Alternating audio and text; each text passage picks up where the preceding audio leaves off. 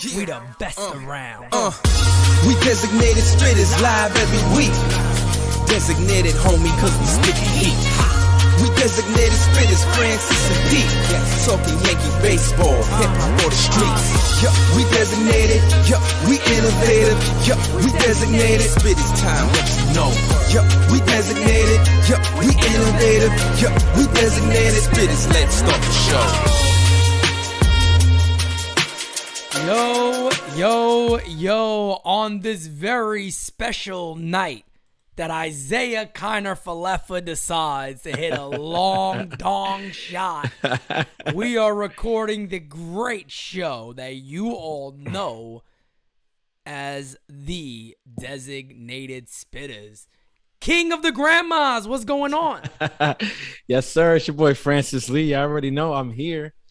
It's a special night. It's a special night for a lot of reasons. But first and foremost, got to give IKF his flowers. Oh, facts, man. But most importantly, I gotta cut you off. And people on Twitter, stop with this apology form bullshit. Yeah, fuck that. Stop this stupid shit. My dude's barely hitting 270. You act like he's the greatest gift of God of all time. He hits one home run. IKF. One home run. Its on base percentage is 620. What? OPS is 630. Take it easy. Look. All right. He hit a home run. Great. Is he still the best option at shortstop? No. Peraza is. He's the future of the team, apparently, from what we know. Anyway, good job, IKF. Good game. Good job, IKF. Most importantly, shout out to Philly Falefa, because I think maybe them going at his pops fired him up. I don't know, but tonight was definitely the IKF game. I'm not so sure if we should be issuing apologies or anything. Nah, man. To me, this feels like. Yeah, let me just say this though, man. Philly Falefa, my dude could throw hands. I guarantee you. Hey, that's a Hawaiian cat. Some of those Hawaiian cats don't play games. Those man. Samoans don't play the no Samoans, games. bro. They'll put you out. You out. But the best thing about his game today, forget the home run.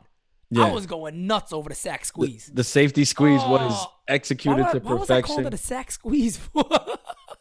Yo, a sack squeeze sounds crazy. Bro, too much Manscaped, fam. I just thought about that. He's like, Manscaped 5.0, the sack squeezer. Do you need your sack squeeze? Bro, you want to know how fucking I don't need my sack squeeze. The grandma. Nobody on game season told me. They had me saying sack squeeze the whole time. Now that I think about it, Joe. If you go back in the comments, they probably was going crazy. Joe, the one who you should really be mad at though is Joe, because Joe definitely should have caught that. Because I know Joe knows that's flagrant. I literally said in the thing, sack squeeze sounds like something you should say like this. Sack squeeze. Safety squeeze. Oh, Safety man. Squeeze. That's right. So IKF, that's the best part of the day was the safety squeeze. I don't know why I said sack squeeze, bro, but hey, man, sometimes Siminetti After Dark makes his apperances every now and then. Every now and then you gotta have your sack squeeze, bro. I mean, that's what it is. It is what it is, man. So today's obviously a huge win for the New York Yankees. Yep. I think big moment for Scott Efros. Yes. Big moment for the Yankee offense coming through, ninth inning magic. It's been something that we haven't seen in a very long time from this team. Yep. They started off the year coming back and winning games and scoring runs late in games, but I mean the last couple months at this point, it's been pretty bad. Before today, they lost 8 of their last 9. Yep. But they finally got a win, and a big win against the rival. Chappie looked phenomenal. Yeah, I wanted him to pitch the 9th. I got a little nervous. I was like, man, 12 pitches, bring him back out. But yeah, Efros did his thing, so good for Efros. And you know what? I think the thing there with Chapman, that's a tough decision, right? Because it's like 12 pitches will kind of make you think, shit, he can go another inning. He's done it before. Yep. But then if you bring him back out and he gets blown up, everybody's like, why would you bring him in the second inning? Just take him easy. He just started looking good again. I think, this could job for a manager, man. It's not easy. This guy could 100% be coming back to form, which would be perfect for him because he's in a contract year.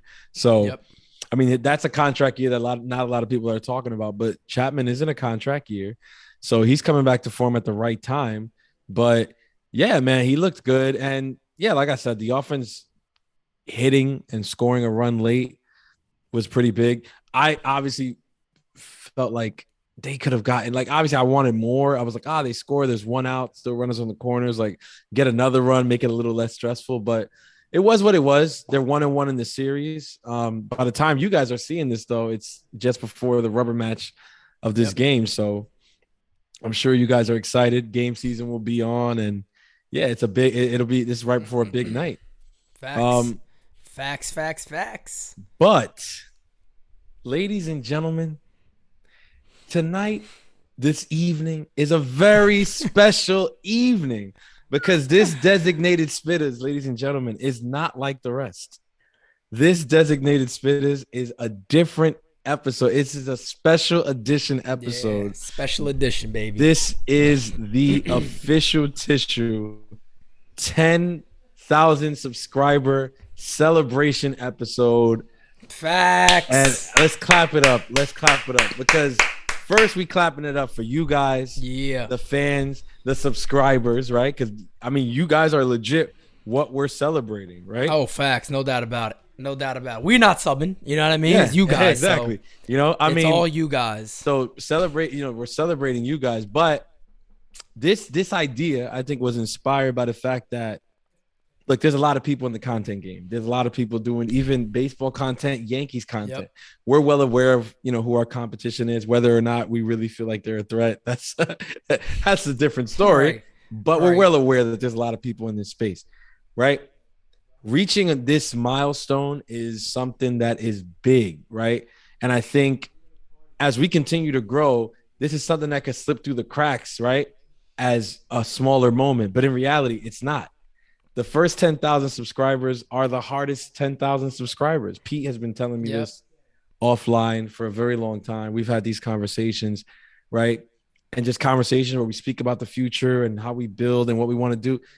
But I feel like this is a big moment. And I think we need to take a step, back, take a pause from the ups and downs of the season and reflect a little bit on what this means. So I'm going to be interviewing the boss, ladies and gentlemen. I'm going to be interviewing. I'm scared, man.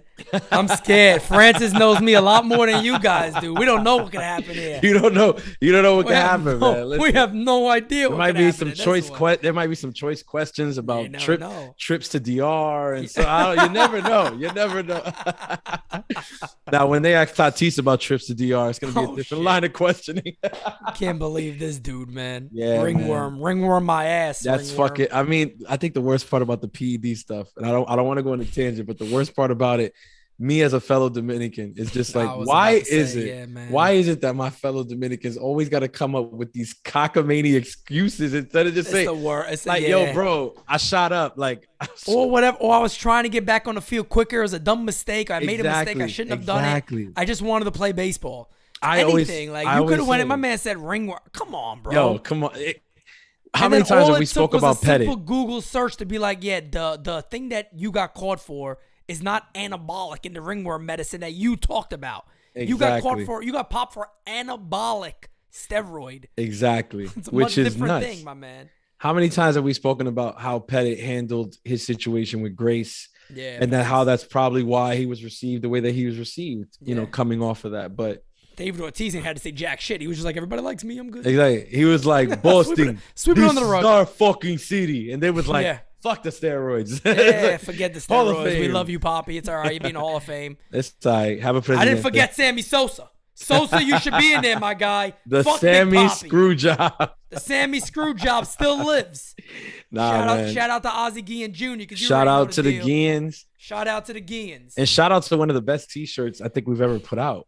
Yeah, that was one of the best T-shirts we ever put out. Sammy T was dope, man. We're gonna show love for Sammy Sosa. Yeah, man. Nobody else was doing it, but Slammin' Sammy, one of the greatest nicknames of all time. Come on, Slammin' Sammy. One of my favorite players growing up. If not, he's probably one of my first favorite players. He's still one of my favorite players yeah. to this day. When I look back at the playing career, like I still look back at it with nostalgia. Facts, man. Yeah, people. I mean, listen, talking about things that people weren't doing or people haven't done, right? Yep. That's a good way for me to segue into the interview with the boss. So, ladies and gentlemen, buckle up. I'm nervous, This is gonna be a trip down memory lane for Pete and some of you guys. This is gonna be good, man. But enjoy with us, because like I said, this is a celebration not just of us as a channel, as a team, as Pete, for Pete as the boss, as the creator, the originator, the initiator. But this is a celebration of you guys, all 10,000 plus of you guys. So big, man, big. The first question. This is a pretty like normal basic question. This is a fastball down the middle, Pete. Oh shit. Come on. Start you Hopefully off I'm not easy. Josh Donaldson. He don't like fastballs down the middle. No, he doesn't. He don't like those. I don't know what kind of fastball he like. Yes, the first question, like I said, is fastball down the middle. So unless you're not JD, you'll be fine. How did you become a New York Yankees fan? Oh my God, man. Pops. Shout out to Pops all day, man. Yeah, it's crazy. I think the fondest season that I have in my memory, when I could actually go back to it and be like, yeah, I remember this year. I remember watching 96 in my room as a small kid. My dad had the big ass TV, remember the box TVs? With the fat back. Yeah, fat back. It was heavy as shit. Heaviest TV I've lifted in your life. Mm-hmm. Yeah, one of those sitting down. I remember watching it. I remember Hayes making the catch and that being it. But the fondest memories I had that I could go back to, like I remember this, is 98. I mean, 98 was just a magical season in Major League Baseball. Forget just the Yankees, but even back in 96, it was always the Yankees. Obviously, it was just like instilled in me as a kid that you're a Yankee fan. You're a Yankee fan. Mm-hmm. Of course, Derek Jeter. Obviously, any kid at that age growing up, you love Derek Jeter no matter what. We see ball players now that love Derek Jeter because they grew up around the same time, and he was the guy to like, did everything right. But I remember 98 as a whole. I remember the Yankees having an amazing record, an amazing team, but then the home run chase and all that. But then, Jeter having a fantastic year. Bernie Williams, just the beginning of 98, never got into a slump. He was hot the whole year. Mm-hmm. And I remember watching those games with my dad and sitting in front of a computer back in that time. Sometimes we would watch the home run chase. It was game day was still around, if you remember. It was a little different. I don't know if it was MLB or ESPN, whatever it was we watched it from. But I remember it would say in play runs and stuff like that, or it would just come up as a home run. And we would sit in front of the screen and go like this, home run. Home run, home run, home run every time. Oh man! So no, I got really fond memories when I was much younger. Obviously, everything as much of us are with my dad. When it came to being a Yankee fan, man, it was everything Yankee. First books I remember getting were Yankee books, reading, learning Yankee history. My dad had me a Cooperstown book, and I remember always asking about there's a lot of Yankees in here and all that, and learning about Berra, Mantle. My dad had great stories about Mickey Mantle. But yeah, man, just the history, the lore, and yeah, my pops just instilled that into me in a very young age. So you become a Yankee fan of the greatest franchise in baseball in history, right? There's a lot of those out there, right? There's millions, billions probably, right? A lot of those out there.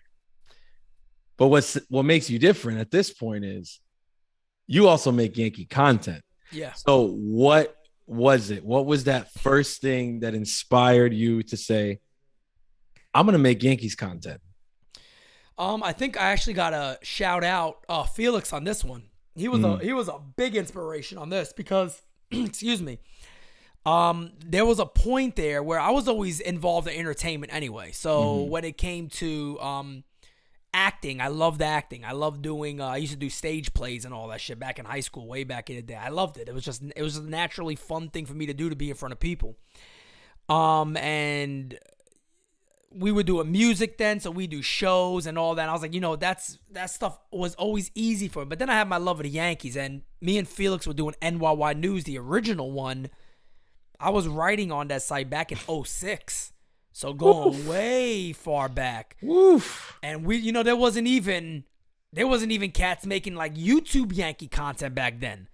So I remember Felix back in. This is early. This is going early, man. I would start making videos from like mainly audio stuff later down the line. But then for some reason, it was more writing and I didn't enjoy it. Like that was like, I want to verbally express. I don't want to write down because writing down the way I talk, it's not easy to do. I can't do it and express myself. I'm not smart enough to do that when it comes to writing.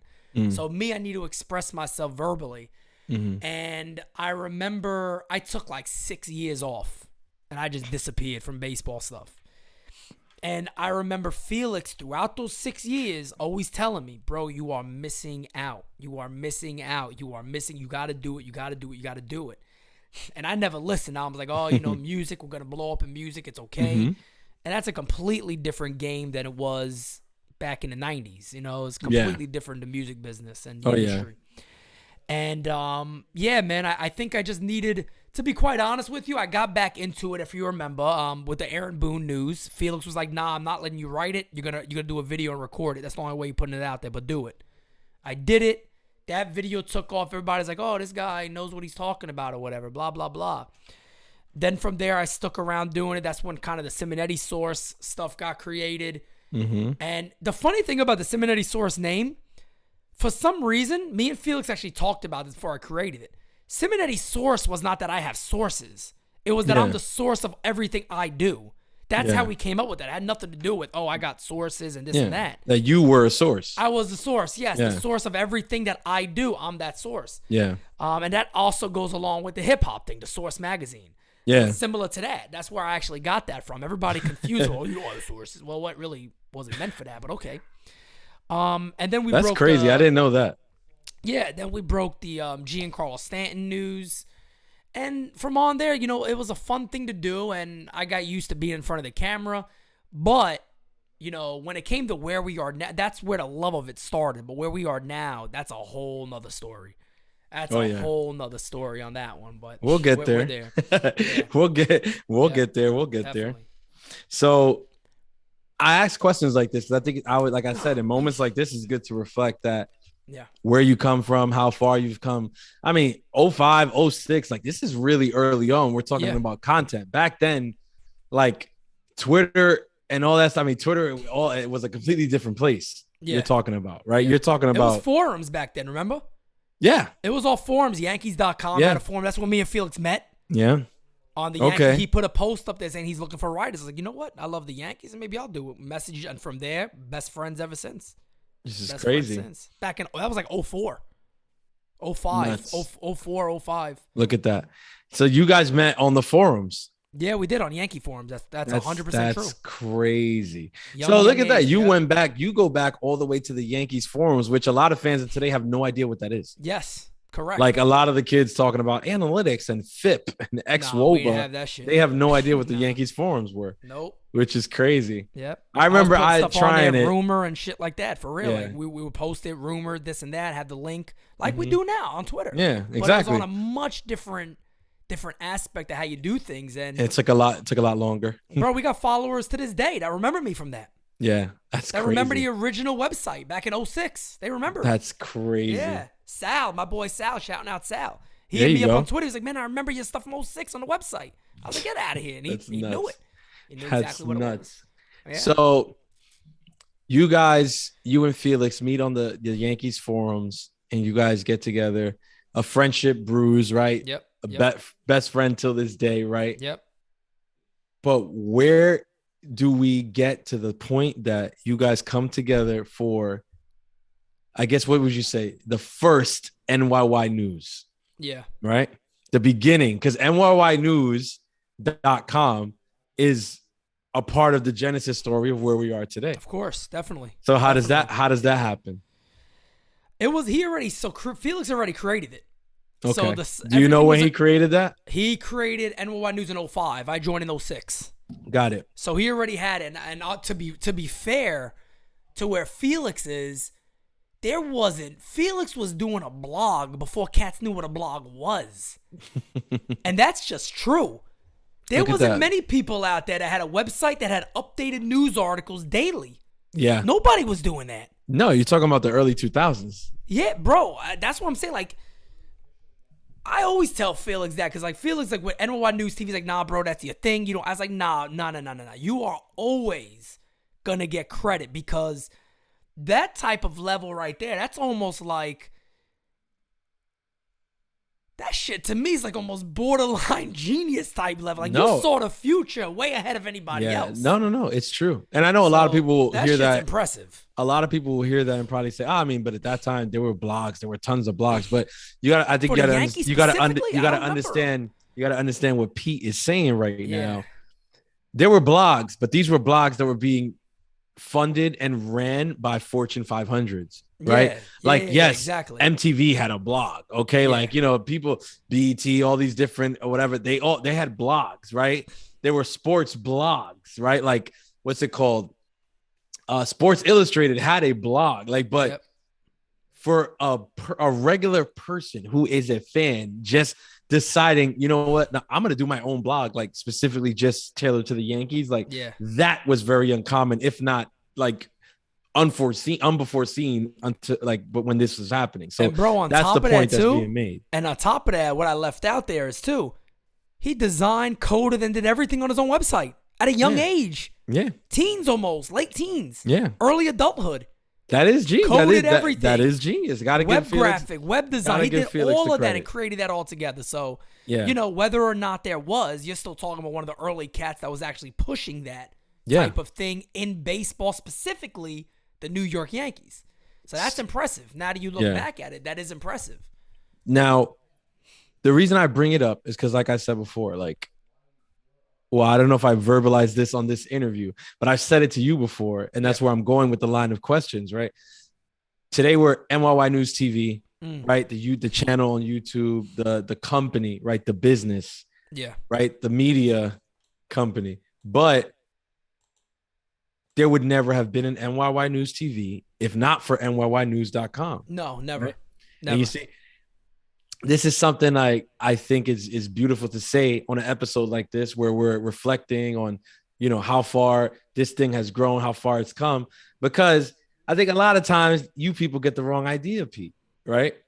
And I think a lot of times people get the wrong idea, and you guys see Pete in a way because you see him on Twitter, you see him on the videos or whatever. And I don't think you guys really know like how much of a good guy he is in terms of like giving people the credit where it's due, right? This is something we've said off air 1,000 times, but I wanted to make sure it got on air, right? That's big, right? Without NYYnews.com, there is no NYY News TV. Nah, no way. Because I never would have done it. I mean, there's no way I wouldn't. And even, let's say for an example, even if I went through whatever I went through and I decided that I wanted to start something, I'd have no idea how to do it. So I'd be so far back instead of getting such a head start. Yeah. I would have never got into doing it the way I did if I didn't have that early love for doing it. Yeah. That Felix really, in many ways, instilled that in me because I wouldn't have had a platform to go to. Yeah. And to his credit, he's still doing it to this day for other people. Yeah. Yeah. So he's still putting other people on. Like, hey, come if you wanna get into this, go do it from my platform and start learning and practicing all that. And and that's an amazing thing that somebody could do and say, yeah, I'll sit back, I'll edit, I'll do all that for sometimes a complete stranger and just do it for him. So mad props to Felix. So what was it?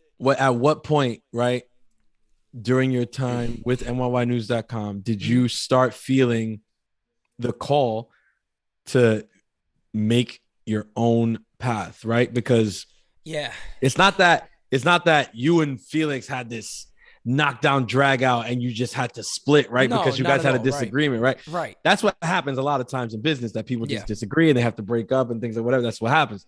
But you and Felix are tight till this day. Like, look, on June 25th, a lot of you guys saw Felix there, right? Because they're still tight till this day. So it wasn't that. No, not at all. So what was the moment? How did it happen? Well, for me, the main thing was I've gone through, like, it's crazy, man. I've gone through some crazy shit. So, like, in the video that I made about January of 2021, when I had my incident, go to the hospital and all that, my fiance, fucking superhero herself, no doubt about it. We're going to get to Jira. Kept me going, man. Facts kept me going. And, probably would have, in reality, probably would have suffered from a cardiac arrest if she wasn't there. Could have been so much worse. So much worse. And I'll be honest, bro, like, I just did a fucking something. I was in a cocoon and I came out a new person. You know what I mean? At the end of the day, I'll keep it real. I know there's a lot of people that may not be into faith here, but God slapped me behind the head and told me to wake up. There's a pastor that my fiance listens to, Stephen Furtick. A lot of people probably know Elevation Church. And I'm on a hospital bed. I'm fine. I got all the machines on my chest and all that. And they're just telling me, relax, rest. You're monitored. You're good. And I remember the first thing that she told me to listen, because at the time it was COVID stuff too. So they would be like, you can't be in the same room together. And she's going nuts. So while I'm going through what I'm going through, I'm like, you got to just go. Like, you got to go. Like, because it's going to be worse because now you're getting me aggravated when I'm already going through whatever, what's going on with me. And the first thing, she kept saying, listen. I'm like, man, be quiet. Like, I'm trying to recover, whatever. I'm trying to feel better. Finally, about 10 minutes later, she's like, listen, just listen to whatever he's saying. And the first time I press the button, I hear the hand of God is on you. That's the first word I ever heard. Again, first thing I ever heard from him. And for whatever reason it was, from that moment on, I was like, I'm hooked. And I don't miss a Sunday. I don't miss any of that. But that's the moment in my life where shit I used to do had to go out the window. All of it had to go. And it was just a brand new me. A lot of the pride that held you back, you got to push that shit to the side. You got to go out there and do what you want to do. And I remember saying, I can't be not necessarily, I don't want to be, I got to do my own thing. And I told Felix, I said, I'm going to do my own thing. I would like to do NYNewsTV, but I want to make sure you're okay with it. And Felix like, yeah, go ahead, do your own thing. I'm like, yeah, but it's going to be a business. I'm going to get legal documents. I'm going all out. It's going to be a network.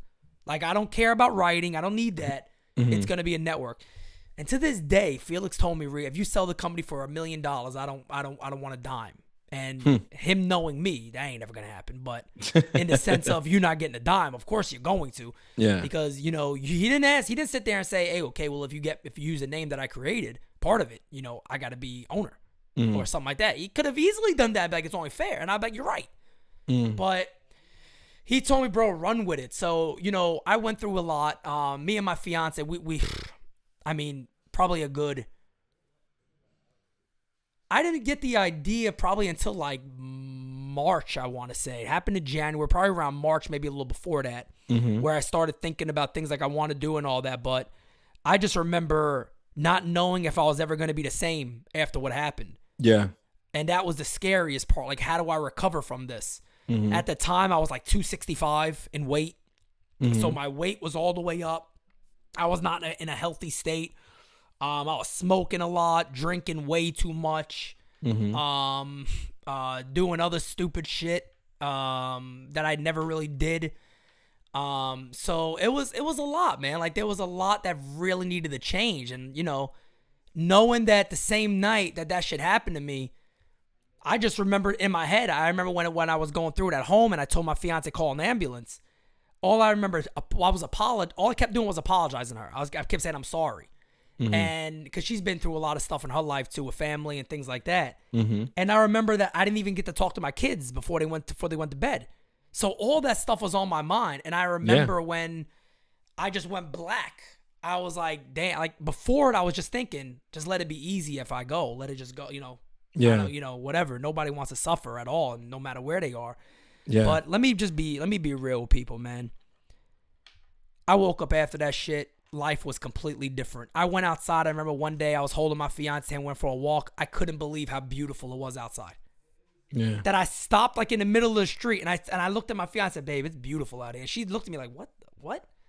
I was like, it's just beautiful outside. I can't believe I never noticed this shit. Like, whatever happened to me happened. It is what it is. And really that's where we are now. Now, Pete is still Pete because the attitude is still there and I'm still working on that. I pray all the time, like, you got to help me with the attitude, Lord, please.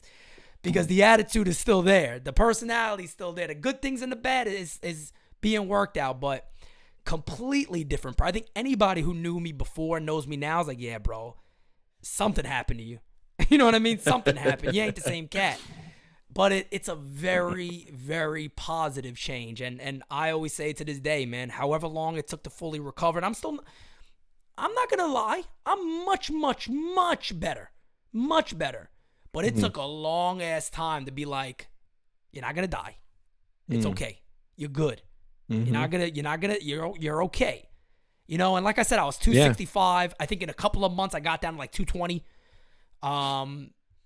Understood that my body needs to be a little more tired. I need to work out. I need to get exercise in and all that. So it was a major change, but that's kind of during that time is when I started getting ideas and I saw it. I could see what the future was going to be. Yeah. And I just remember saying, okay, so it's not only going to be me, it's going to be a team. And that's when I started to focus on NYYNewsTV, similar to like the Yes Network. Those are the competition that we're looking at. Yeah. Something just for Yankee fans to love with a bunch of different ideas and opinions and different voices. Yeah. So that's where the idea really grew to come out. See, I'm really happy. I didn't even have to like get to like that point, like of asking you, like basically give me a recap of that video that came out later that year. Yeah. Right. Yeah. You just did it. Right. But I again, the reason I asked the question is because I know the answer, but I think we got 10,000 subscribers right now, and there's thousands of them who don't know that story. No, they probably don't. They don't know that story. They didn't hear that story. And it's important because whether you're a person of faith or not, I think it's a story more than even faith. It's about belief, right? And understanding that everything happens for a reason, right? Correct. Because before that, right, which leads me to my next question. Before that, you already had Siminetti Source, right? The channel, right? Yeah. You already had that, right? Yeah. And that was already pretty successful, right? In terms of how YouTube channels and all that stuff goes.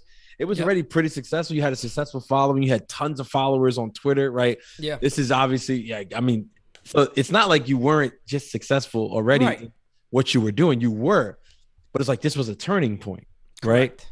So before I get back to that turning point, I want to hop back. This is my interview style, people, so bear with me. I'm going to hop back to Siminetti Source days. Yeah. When you were working on the videos and the content for the Siminetti Source days, and I'm talking about Siminetti After Dark, I'm talking about Cooking with the Source, I'm talking about the deadline specials back then, right? Like when you were doing that, like what was your outlook for the Siminetti Source channel? Like what was your plan? To be honest, bro, I didn't have one. I did not have one. I remember my fiance, people even in the chats back then. I actually watched one when I was in the kitchen doing it. I was cracking up, man. I was laughing so hard watching it because you could tell, like, I don't know what it is. Like, there's not a change in personality because I was still crazy and I'm still who I am. But you could see there was something holding me back to wanting to go further into this thing. And I really don't know. That's a great question because I remember fans even say, would you join the Yes Network? And I was like, nah, I couldn't because then I can't be me really. And, you know, it's funny because, no, now that you ask it, I've never been asked that before. Like, even looking back at it, I just don't freestyling. I think I just had different goals then. Like they were and my fiance, by the way, man, you know, she'll laugh at this, but my fiance, there's a few things like people say, you know, should your family or your wife support you in everything you do? Yeah, but I got a fiance who's like, if you're doing something that I don't feel is going to be successful, you're just wasting your time. Yeah. And to be honest, with music, it was more like that. It wasn't because she didn't like what I did or I didn't think I was talented in it. It was just more along the lines of, look at the field. Yeah. You know, this is not an easy business. Like, you're talking about having children. You got kids. You know, we have kids right now. We got this. You got to support a family. You got all this stuff to do. That ain't making you the money. You do a show every now and there for a few $100, but that ain't it. You know what I mean? Like, and you don't necessarily even enjoy it the way I know you enjoy baseball.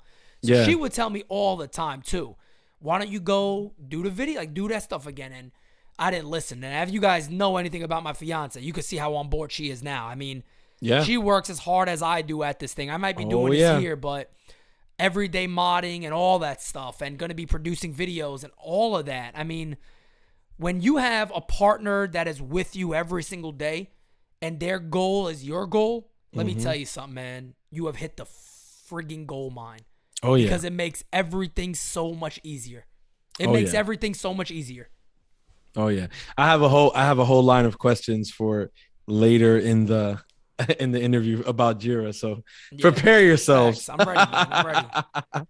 I'm ready. Okay, so Siminetti Source days are legendary days. For those of you Yes. who are a part of the last 4,000 subscribers, it's very different from what you're seeing now. Believe it or not, right? You watch our videos now and you're probably like, nah, these guys are like down to earth, having fun, shoot, whatever.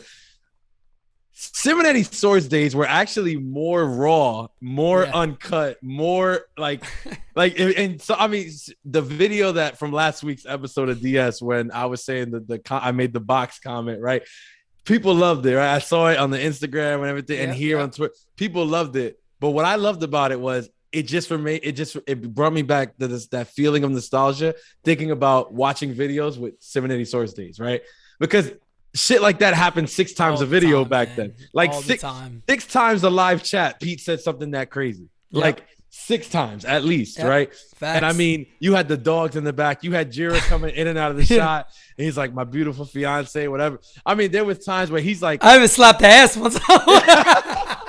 Dude, I remember one time, I think he was like in the bathroom. She's like, "What I need to get in the bathroom?" He's like, "Well, I'm recording." Like, wait, so what are we gonna do? Like, he's like, "Well, I need to get in the bathroom." He's like, "Well, I'm live right now." Like, what are we gonna do?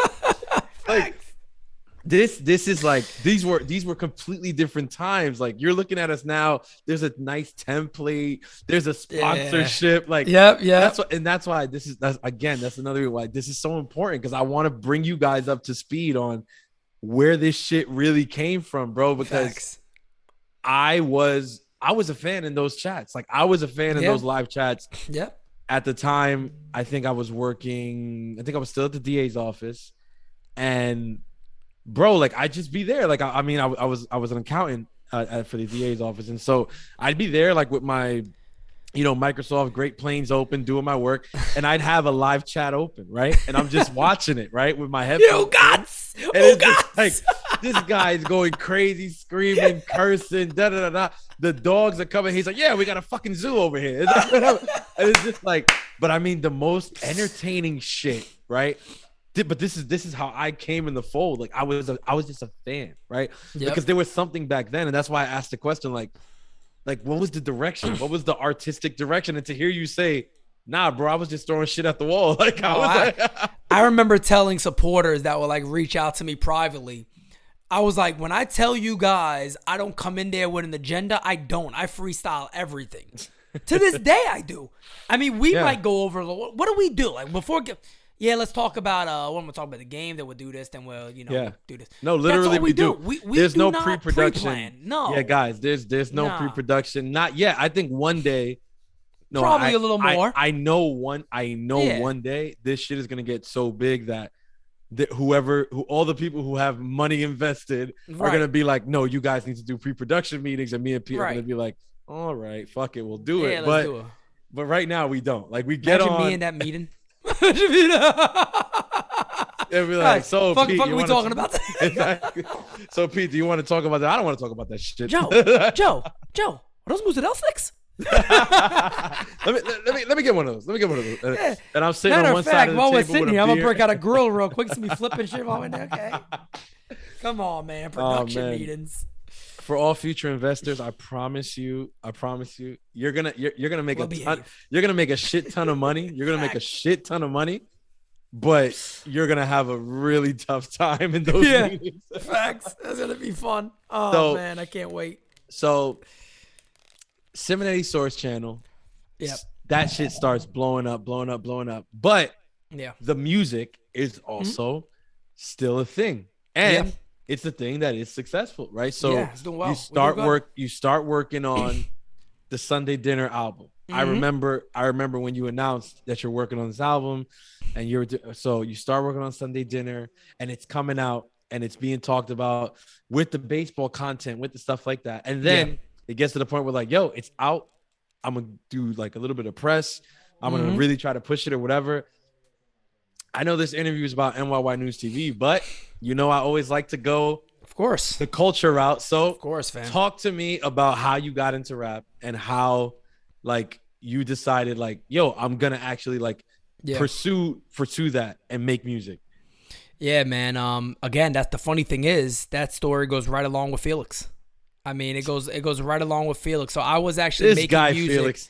No, it was before Felix. I was actually working on writing music and all that because, and he grew up not far away from when the legendary Big Pun and Terror Squad and Cuban Link, Triple Ace, all these guys, Armageddon, they all grew up. Fat Joe, everybody right there, obviously. And you know that was my music back in the day, man. I loved rap music from a kid, but I'm a music head, so you see my playlist. You're like, bro, you go from Louis Prima to Led Zeppelin to Big Pun to Elvis. Like, what the hell?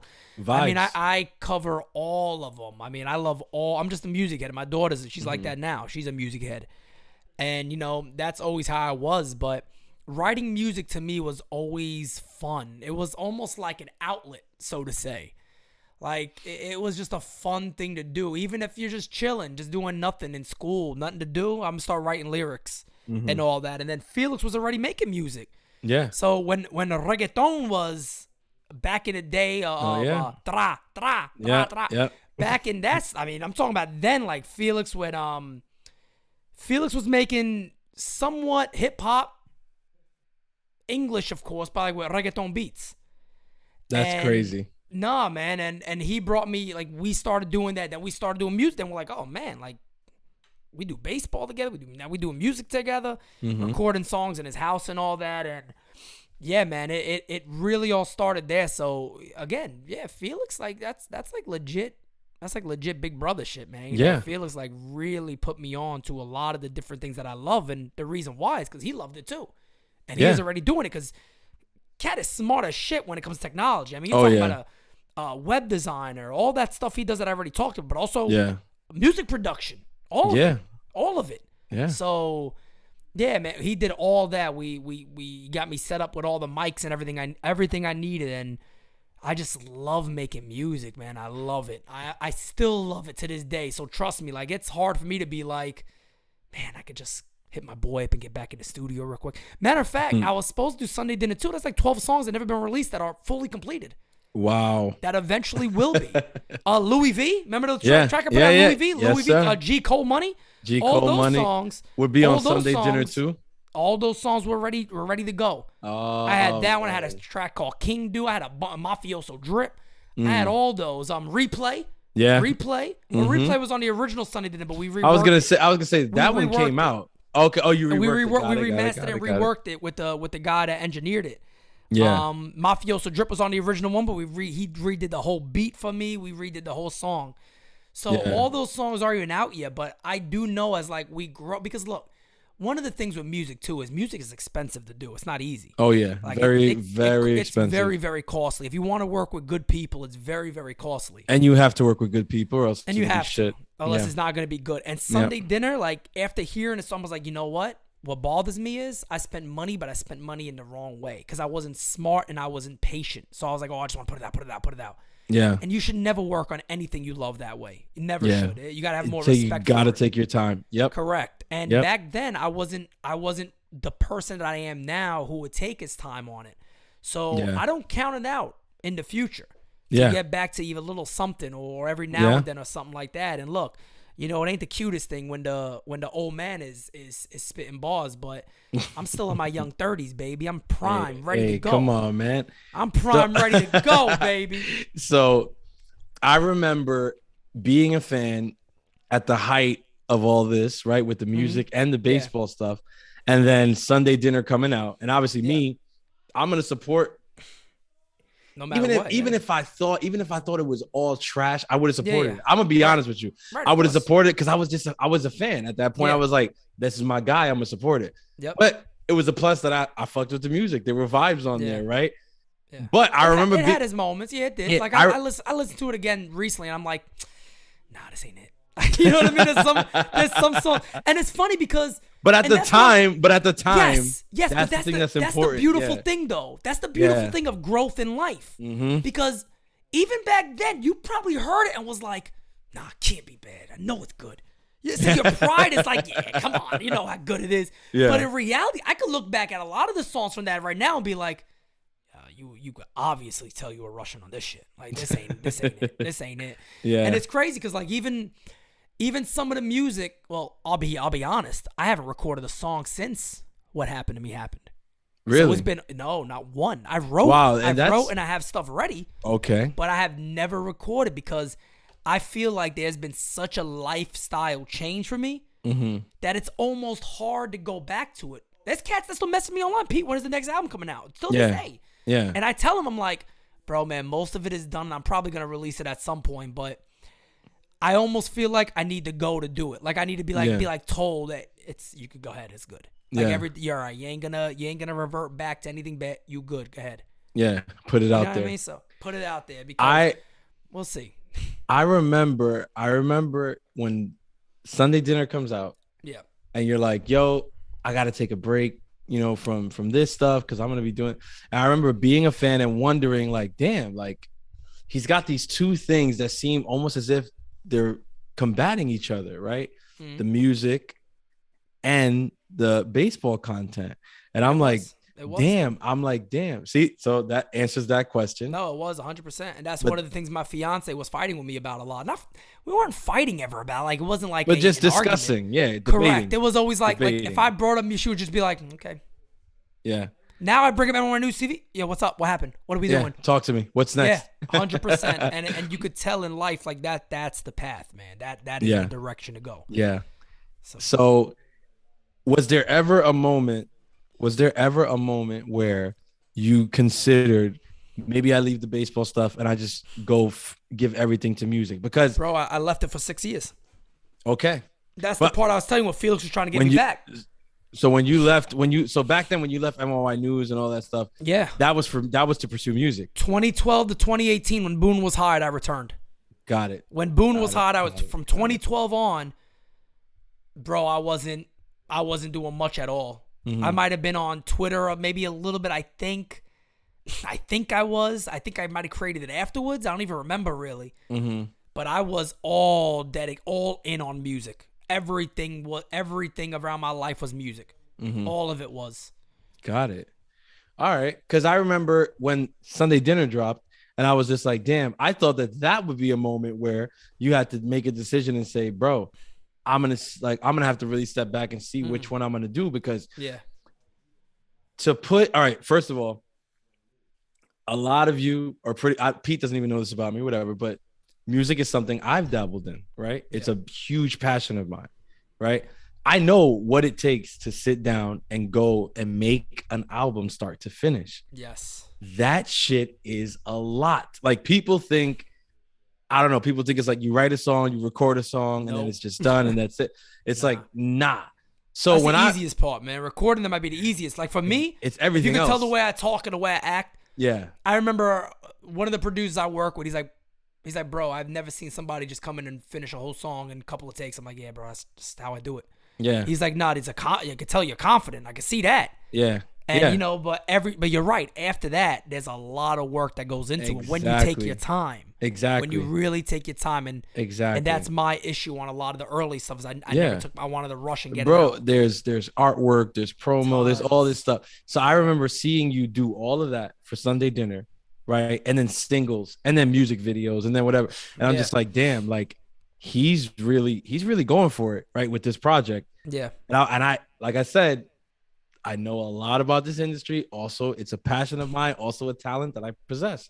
And I'm just like, I know exactly what it takes for him to have done this project and put this out there. And it's like, if he put that much work into that, and he's also putting this much work into this, at some point, something's got to give. Yeah. Right. So at that moment, was there ever like a thought like, damn, like Sunday Dinner's out. I like the way this feels. Maybe I'll just stick to this. Yeah, I mean, it could have went so many different ways, man. Like a Sunday Dinner, I wanted to do more work with the guy who recorded. His name is Keith Black, very good artist here in Richmond. Actually, really, really talented. He does video. He's an artist himself. Younger, maybe late 20s, but really, really, really, really talented. Is that the one on Jira in the 90s? No.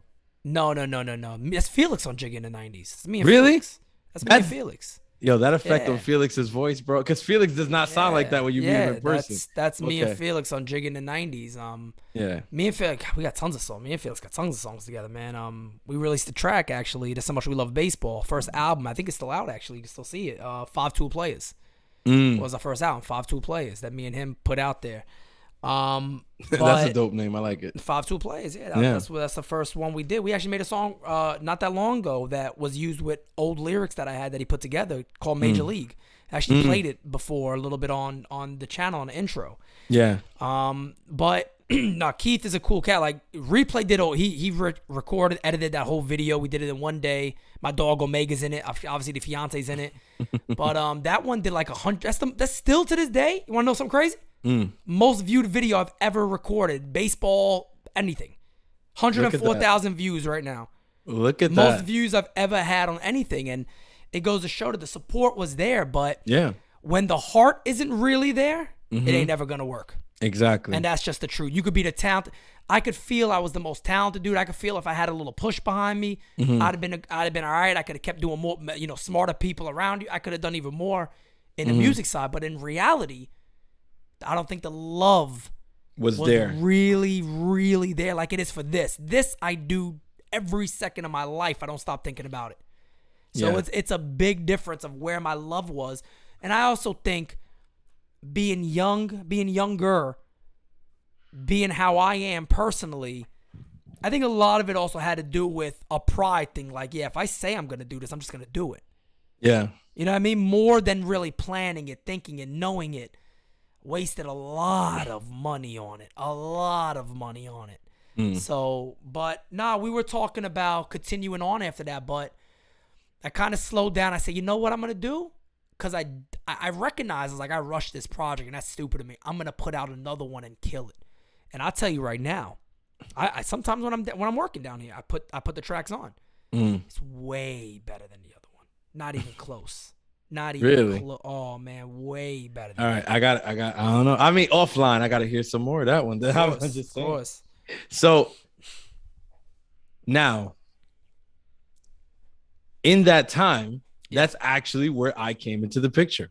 Yes, right? Correct. You went to do your press tour. I was on a media tour, run, right? Yeah. And you was like, you put out a tweet. You were looking for people, content creators, to put some videos out for the channel or whatever. That I just took a shot in the dark or whatever, and it worked, and you was like, yeah, whatever, and I was able to do it.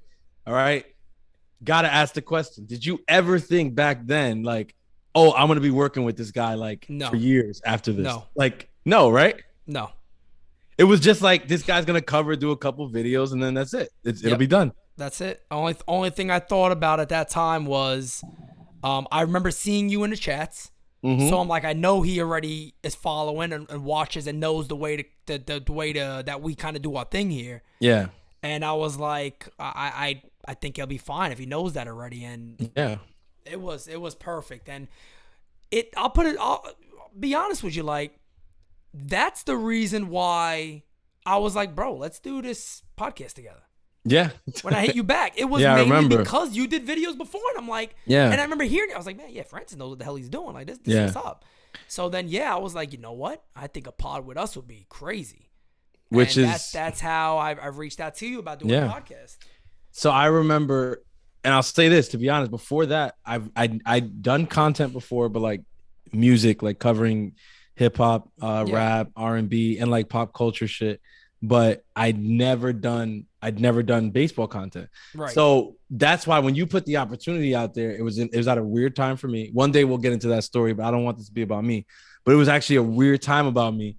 And the fact that I reached out to you and went for that opportunity is really unlike me, because I wouldn't have done that back then. But I just did it because I was like, he's not going to respond. And then after I sent it, I was like, hopefully he doesn't respond, because then I would have to do it. Then you fucking responded, and you was like, yeah, like, send me a video, like, we'll do it. And I was like, oh shit, I'm going to have to do this now. And then like I did it, and I liked it or whatever. And then like the fans were like really fucking nice to me, and were like, yeah, bro, like, Francis, we like it. And then I got some fans that like criticized it, but I was like, even that felt good. I was like, damn, like, I'm getting criticized by YouTube people. Like this is fun or whatever. Yep. But so now you come back, you continue doing your content, right? Mm-hmm. I stopped doing the videos. I continue being a fan. And you tell me like, look, man, if you want to continue doing videos you can submit them, whatever. Yeah. But it was like here, there, whatever, nothing big. Right. But eventually you do announce a podcast, right? And we don't have to get too crazy into that or whatever, but it's a part of the journey. I want to talk about it. Yeah. You announced the No Offense podcast. Yes. And how did that come to be? It's funny because the co-host on the show, Ryan Beck, was also a regular in the chats. And I noticed, we thought a lot alike when it came to, politics stuff, but he would be hilarious in the chat, like literally make you laugh with the responses he would have. So that was the same type of thing, man. I was like, you know what? Let me get let's do a show together. So you reached out to him. Yes. And you said, let's do a show together. We hopped on it. We called it No Offense because at that time we were like, man, everybody's offended by everything. By everything. Like, man, forget No Offense could also mean no offense. Yeah, exactly. Baseball. So that's the route we went on that one. So I remember like first few episodes, No Offense podcast comes out, whatever. Yep. It was a hit. It was a hit. It was really good. It was received really well from the beginning, right? You guys had a decent chemistry. There was nice banter back and forth. It was funny as hell. Yep. Right. And you were still kind of being yourself with like the baseball content and everything, but it was super long form, right? It wasn't a short video, Siminetti Source. It was like, you could really flesh out a thought for 30 minutes. 2.5 hours. Wanted to, right? So. Exactly. So this is your first taste of the podcast game. Yes. What are you feeling? After those first couple episodes? Natural, like, yo, man. I'm gonna stay with this. I'm gonna do this, or like, I don't know. Well, that was still pre-2021. Exactly. So I was still a completely different dude. Different person. Man. Yeah, that's why I'm asking. Completely different person, man. And I could obviously see that. I'm like, this is normal. We were also in a crazy ass time in the country with the whole election during that time and how nasty it was. And everybody was offended. Everybody was angry at each other. So there was a lot of hate around that time too, no matter what. Oh, yeah. And I obviously dabbled into politics and I learned my lesson too. Not in a bad way of politics, but I could never, like people would tell me all the time, you should run for politics, bro. I would go nuts. These politicians are out there stinking mind. The ones that actually care, you got to be crazy.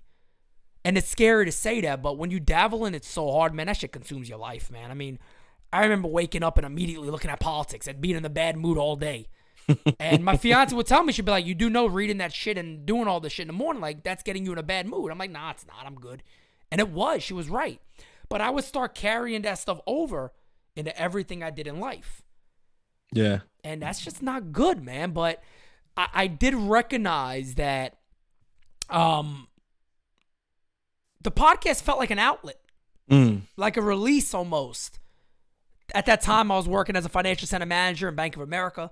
So I was still working 7 in the morning, sometimes 7 p.m. at night. I would get home, change, shower, say hi to the kids, blah, blah. And boom, I would jump immediately right into a podcast. And I would start doing that. And we would go till 10:30. By the time I got inside, my fiance's looking at me like, yeah, the kid's already sleeping. It's like, shit, damn, man. You know what I mean? But I could tell that there was a love there, but I also had no structure, no balance of life. I didn't have none of that. I didn't have none of that then. So no matter how good it could have been, it never would have went anywhere. So that's what I was going to ask you, right? You guys hit your first couple bumps in the road, like missed episodes here, there, tons of right? missed episodes. Yeah, and tons then of disappearances. People are reaching out. People are, hitting you up on Twitter like, yo, when's the next episode coming out? Or you guys said you were doing an episode that it never happened. Like, what's going on? Right? How did that feel being held to a deadline or a standard now? Because that's an interesting time for Siminetti Source. I'm sure you realized that was a transition because before, as fans, there was no schedule for Pete. It was just like Pete would go live when he went live. Pete would put out a video when he put out a video. If he was putting out a video, he would just say, I'm working on this video. It's coming out 1 p.m. and it would be out, right? Yeah. But now you got into the realm of I'm doing this podcast, and now all of a sudden everybody's expecting you at a date and time. They have an appointment with you, and then you're not delivering for a myriad of different reasons. How did that feel? It sucks, man. It feels like you're letting, in a sense, you're letting people down, but also you're depending on others to do a show, and it kind of sometimes it sucks, especially when it's the wrong people. Because they're the crazy thing is about having a team is that the visions all got to be the same. The visions got to align, because if the visions don't align, then you're just dragging the whole team down, and that's just factual. Anybody knows that. Yeah. And when you don't have that, you're putting it on yourself. But then again, I'm keeping it real here, like I always do. I wasn't even in the right mindset to keep deadlines or care about keeping the deadline. Yeah. You know what I mean? I would miss a deadline, and then I go smoke for 3 hours and get drunk and fall asleep. You know what I mean? So for me, it was like, all right, cool, whatever. You know what I mean? It sucks. Okay, I guess I can't do a show. I wasn't reaching out going, guys, there's going to be no show today. My bad. I was just like, fuck it. Yeah. And like I remember like one time, like, oh, they're doing it this week. And it was like, you guys hadn't been on for a while. And it was like, nah, we're back this week. And then like, I'm there, I'm waiting. And then it doesn't happen. And then like, there's no response. No response, no nothing. And people are like adding you on Twitter, like, yo, at Siminetti Source, like, yo, where's the episode? And it's just like, and no response. And I'm just like, I laugh now because I'm like, now it's like, it's so different. Like, I was eating fucking mozzarella sticks on the couch, knocked out cold with fucking bottle of liquor next to me. Who the hell knows what I was doing? So that podcast meets its demise, right? We don't have to get into those details, right? Because I hate talking about people who aren't around, but correct. That podcast meets its demise. Yes. Right. But you continue and you keep pushing forward with the channel, right? It's still chugging along. At that moment, do you know I'm doing another podcast?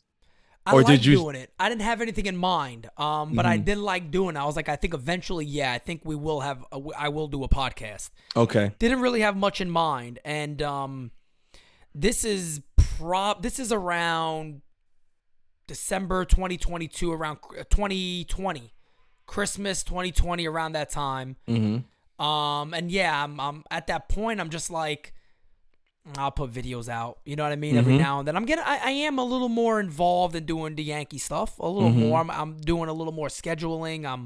I'm actually putting videos out and things like that. Still not structured. Still don't have any of that. But I didn't know what the next podcast would be or what the next round would be at all. I had no idea. But you've had a feeling you'd do it again. Yeah, because I love it. I love doing it. And you could tell by the way I work on this. I mean, anybody who is watching this right now knows that I just did a 3.5, almost 4 hour game. Game season, yeah. And a 3.5 hour game, and here I am again. We started this at 11 something. Yeah. On the same night. Yeah. So I mean, I could do this all day long. As you guys know, I did a 5.5 hour show on deadline day. Trade deadline, yeah. So No. So this brings us right up to the moment that we spoke about before, right? This is that turning point moment, January 2021. Yeah, January 17th. Right? My brother's birthday. The turning point moment happens, and you're like, it's not just going to be me. It's going to be a team. Yeah. Now, this is probably going to be one of my favorite parts of the interview, right? Because I want to get into how you went about forming this team. Because what some of you may know, a lot of you don't know, the people who are on NYNewsTV right now, like none of this was like by chance. Like, I remember talking to Pete in the beginning after he recruited me, and him first recruit, and him already first recruit, knowing, by the way. Yeah, and I wear that proudly. Yeah. But I remember him already knowing who he wanted. It's just we didn't have them yet. And he said, he was like, I haven't even talked to them, but like he knew who he wanted. Like he knew who he wanted to go after, whatever. So when did you start thinking, okay, because you had this moment, you know it's going to be a team. When did you start thinking, all right, I'm starting to see the people who I want to be on the team? How did that happen? Around February and March. Mm-hmm. I think I had the idea in February of saying I want to create NYNewsTV. Mm-hmm. And I would start writing out and stuff. What is that going to be? Like, is it going to be me doing it? It can't be me doing the same thing because that is no different than Siminetti Source. Like, I got to the way my life changed, the channel has to change completely. Got it. And by the way, too, people also don't remember is we lost like 1,000 subscribers just because I focused so heavy on politics. And I was so deep into, I was right there with the media. I was right there with everything. Oh, no, you can't, blah, blah, blah, blah. Like, that's inside of me. That was me. Oh, that was me all day. A raging animal all day. And there's times you hold it in and you let it. When you let it out, it's not cute. You know what I mean? Like, even people to this day, they're like, Pete, but, you know, I have certain values. 100%. You see right behind me, we the people. My values are very, very conservative. Doesn't mean I dislike or hate anybody, because I don't at all. And now I've actually learned there's battles you pick and choose. And, you know, not everybody's stuff is as serious as what you're making it out to be, the way you think. So I had to change what I was going to do. The channel couldn't stay what it was. It would make no sense because there's not a difference. Yeah. So I remember just the changes I felt in me, and I'm like, yeah, man, now I see what's important in life. And I really recognize what priorities are. And I remember sitting down going, okay, first and foremost, the name's gone. So NYYNewsTV means it's not Pete. It's not me. Yeah. People may come here being like, and I think did I say that I lost over 1,000 subs? Yeah, you did. Yeah, we did. We went, at the time, we were like at 52 something. I think we got down to like 3,800. This is NYYNewsTV around that time, maybe 40 something around that number. Yeah. And I remember sitting down going, okay, we're going to have podcasts. Of course, live chats. Even then I was like, I want to maybe call games, but I didn't know how it would work. I was like, all right, I could figure that out later.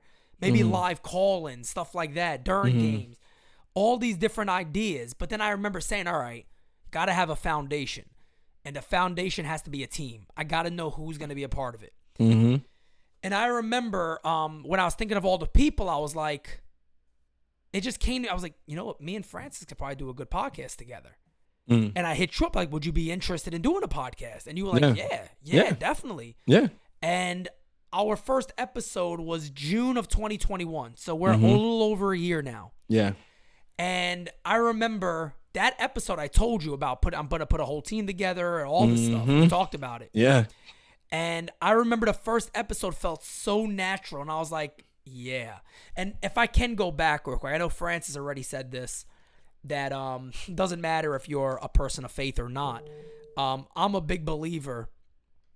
I'm a big believer now in praying. I pray every single night. I don't miss a service on a Sunday. No matter where I go, I'll be doing it daily. Haven't missed a night of prayer since that day happened.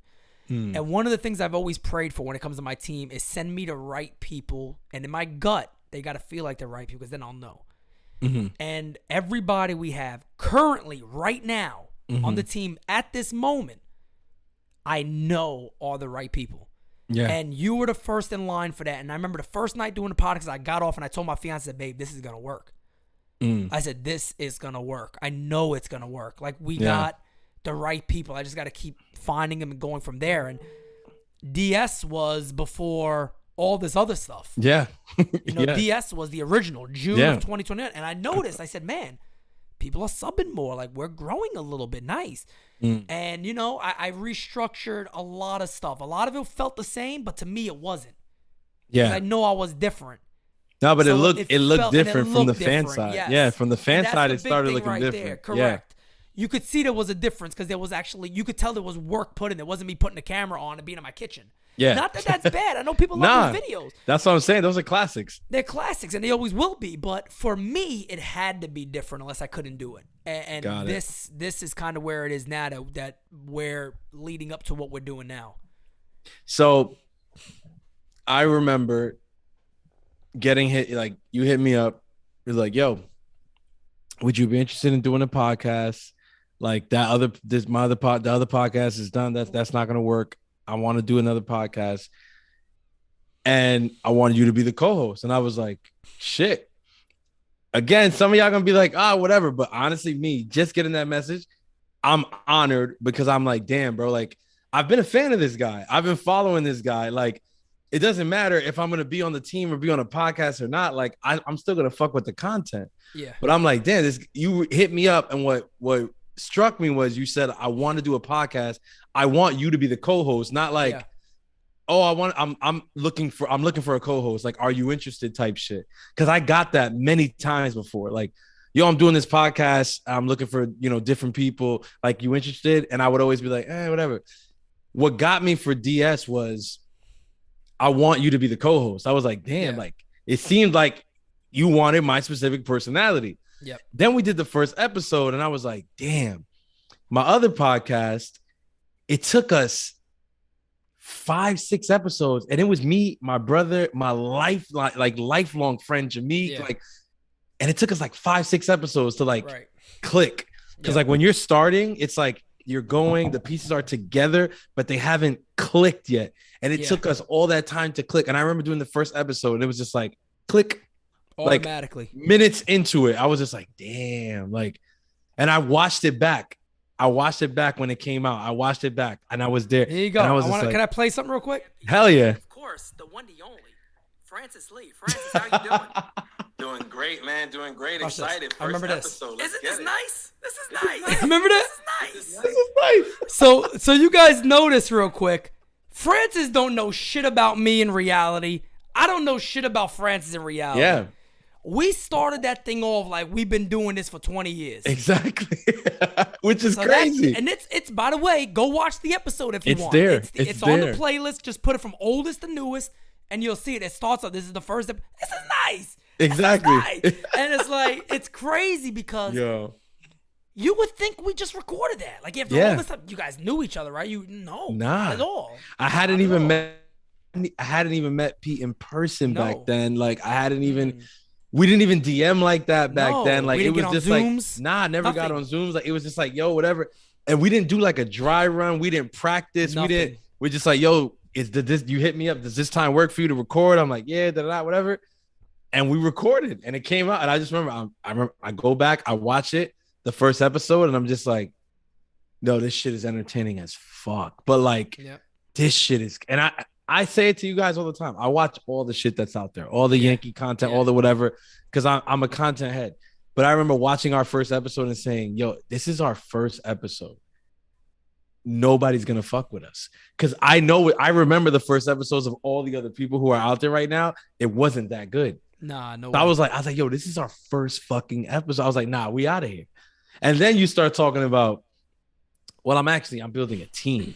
I'm building a team. Nick Fury. Exactly. Then you hit the Nick Fury on it. And you're like, I'm building a team, because what I want to do is at the top of next year, I'm rolling out a network. Like this is not just going to be a YouTube channel. It's going to be a network. And I was like, wait. Because when we started, we were Siminetti Source. It wasn't NYYN. That's right. I didn't even think about that. Yeah, it was Siminetti Source. It was designated Spittaz on Siminetti Source. Yes, and I'm just like, and you're like, no, actually, I'm changing this whole shit. Like I'm changing this whole thing around, and this is going to be a network, and then whatever. And then you start telling me the people, and then I start seeing the people join, and then like, I meet the Joes and the Arby's, and then all these people, and it's like, okay, like. Start getting to hanging out with them, whatever. We start doing those nights at the round table, the chats and things like that, and it's like, wow, this is fun. This is really good. And I think it culminated for me with the wild card game last year. Yes, that was like a preview. Of what we were gonna do this year. Exactly. And we even talked about that after. We were like, damn, we gotta do these. We should do these for like every ton of games as much as we can. And the wild card game was it was me, you, and Joe. Yep. And it was something else, man. You could just feel it immediately. And it's funny because me and you kicked off this year. Yeah, right away. Away. Yep. And you can see it. Like you could see the growth from that original wild card game season. It wasn't game season then. It was just a live watch parties. Something like that. Literally. And it was fantastic. Like the chemistry was there. You could feel the heart through the screen of how we feel about the team. Yeah, man. And all that, man. So yeah, everything to this point, to be fair to us, like has worked out the way that I visioned it and the way it's been planned. It really has. It's crazy to think about it, but it has. The only thing I want to know is why have our biggest moments as a team always been with Yankee losses. Like I just feel think it's it really it's like is. it's like they lose and we win. Like And I don't we win all the time. You always tell me that. You always Yeah. say that. I'm like, Francis always like, I mean, when they like, if they lost, but we won. But So, we I keep mean, winning. We keep winning. It is what it is. What are you gonna do? It's so weird to me. Like the wild card game was a terrible loss, but it was Cass said such a Cass big said it moment. today. He goes, the Yeah. Yankees haven't been good since NYNewsTV day. Oh shit! I said, don't blame that shit on That's us. fucked up. But nah, man, it is. You know what it is too. To be honest, Mhm. you're at your height of your emotion Yeah. when your team's losing. So Yeah. you're gonna get some unbelievable clips. You're right. Because it's authentic. It's not acting. Yeah. I remember so many people asking me, Pete's not the same in person he acts. And then they met me and they're like, Hirsch would be in the chat. I'll be like, oh no, he's 100% the way he is in person. And I am. Even worse sometimes. Even worse. Actually, yeah, there's a little more looseness in person. Yeah, exactly. Yeah, so, it's like I mean, we are who we are. And I think that's what makes people see us and they go, you know, these guys always say they're different, but I don't know. Let me watch them. Then it'd be at the end, it'd be like, I mean, they are different. You know what I mean? They're definitely different. Different. However you now whether you see it as good or bad, they are different. No question about it. And I think, you know, when the Yankees lose and do bad, for a content creator, a lot of times that is the height of your emotion. And stuff's gonna come out where you're like, damn, yeah, that was a good clip, but kind of sucks that's the one blowing up. But hey, it is what it is because again, you're very emotional at the time. You know, we talk about it all the time, man. I think it's harder for the fans even than it is for the players when the team loses because we don't have the little break in between. Then they got camaraderie with each other still. We don't have that. We gotta wait a long time to see them. We gotta wait till the next game. Different because now we have a family and we have a community like an NYNewsTV. So it makes it easier because we're always thinking Yankee baseball. We're also always thinking about our company. Yep. So it's very, very different and it's a great place to be. So unfortunately, a lot of it has come during downtime. Yankee losses. So let me ask you this. The psychos known as the NYYST podcast. Yeah. Right? I mean, now that they've been here all these months or whatever, obviously all the fans and everybody realizes like they fit this team like a glove, right? Oh yeah. But in the beginning, right, there's no way that anybody could have known for sure. No. But I just remember how certain you were. So can you tell me what was it about Chris and Christian, the NYYST, like what was it about them that you said, yeah, these guys need to be on my team? Chris, that son of a bitch, was like my biggest hater back in the day.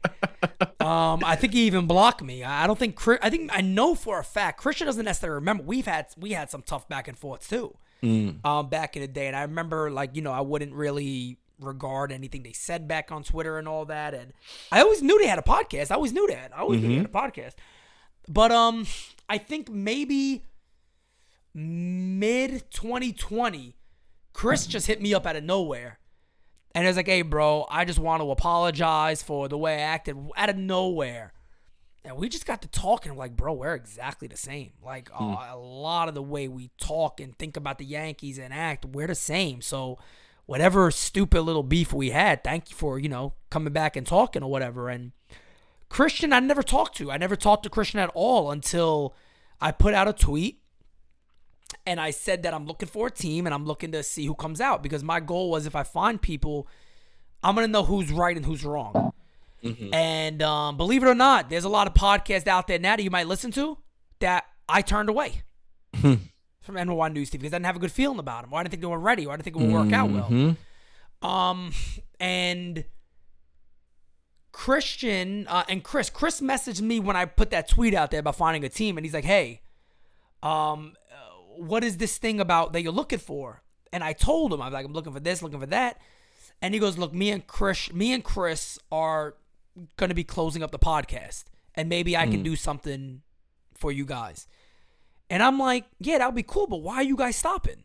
And he just told me the truth. He's like, "Look, we got kids. We've been doing this for a long time. We haven't seen the growth we wanted to see. And to be honest, we can't maintain all the production and all that's too much with our families, jobs, all that." And I said, "All right, look, let me ask you this question. If all you two do is record and I do everything else, would you guys still do the podcast?" And he's like, "Well, what do you mean?" I said, "You get on a Zoom, record the video, send it to me. I do everything else, graphic production, all that. All you got to do is hop on and that's it. Would you keep doing it? And Chris was like, yeah, hell yeah. He's like, let me talk to Christian about it and we'll go from there. So I think he even messaged me that same night. He's like, yo, Christian will be down. I was like, all right, can we get on a Zoom call together to go over everything so you guys understand where we're at? Got in a Zoom call. First time I've ever talked to Christian. I talked to Chris a little bit before. And Christian, to me, he was a little quiet. And I was like, oh, okay. All right, we'll see how it goes. And then even in the chats early on, remember Christian was very quiet. I do. And I think Christian's thing was, he was like, I don't really know these guys. But then it's like, bro, we are all very, very similar. Just in mindset, personality. We're all fucking psychos. We're all psychopaths.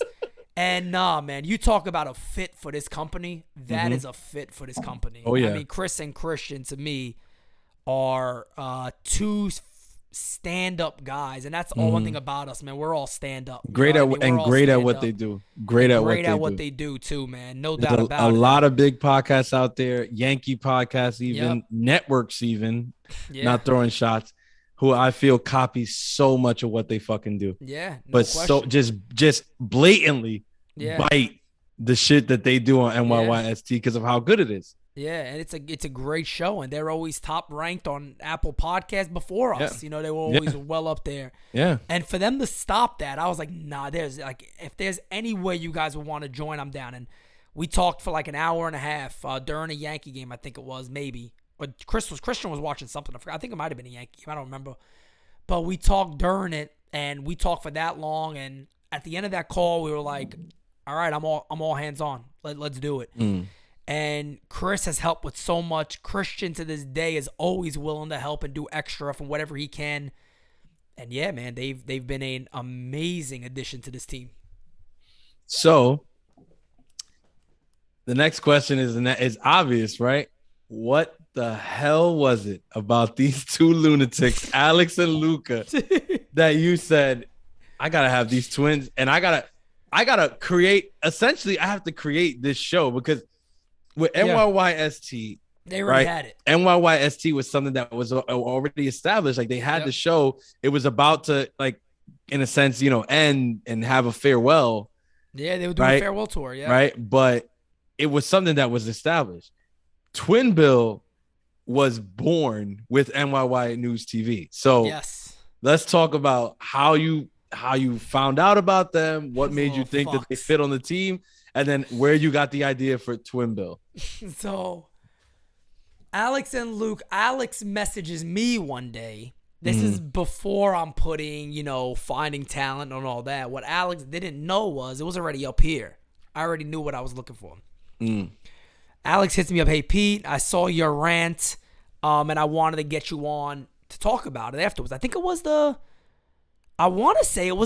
was it the Field of Dreams? I think it was the Field of Dreams game, I want to say. I think it was after that. I think I got on. He's like, can you come on our podcast? And I was like, yeah, no problem. That was another big moment for us last year. Yeah. And I go on the podcast with them, and we're running these two young kids out there. And I remember telling you guys, I think I told you, I was like, I want to get somebody younger too to be on the team. And I was looking at them and another guy and another two kids that do a podcast now.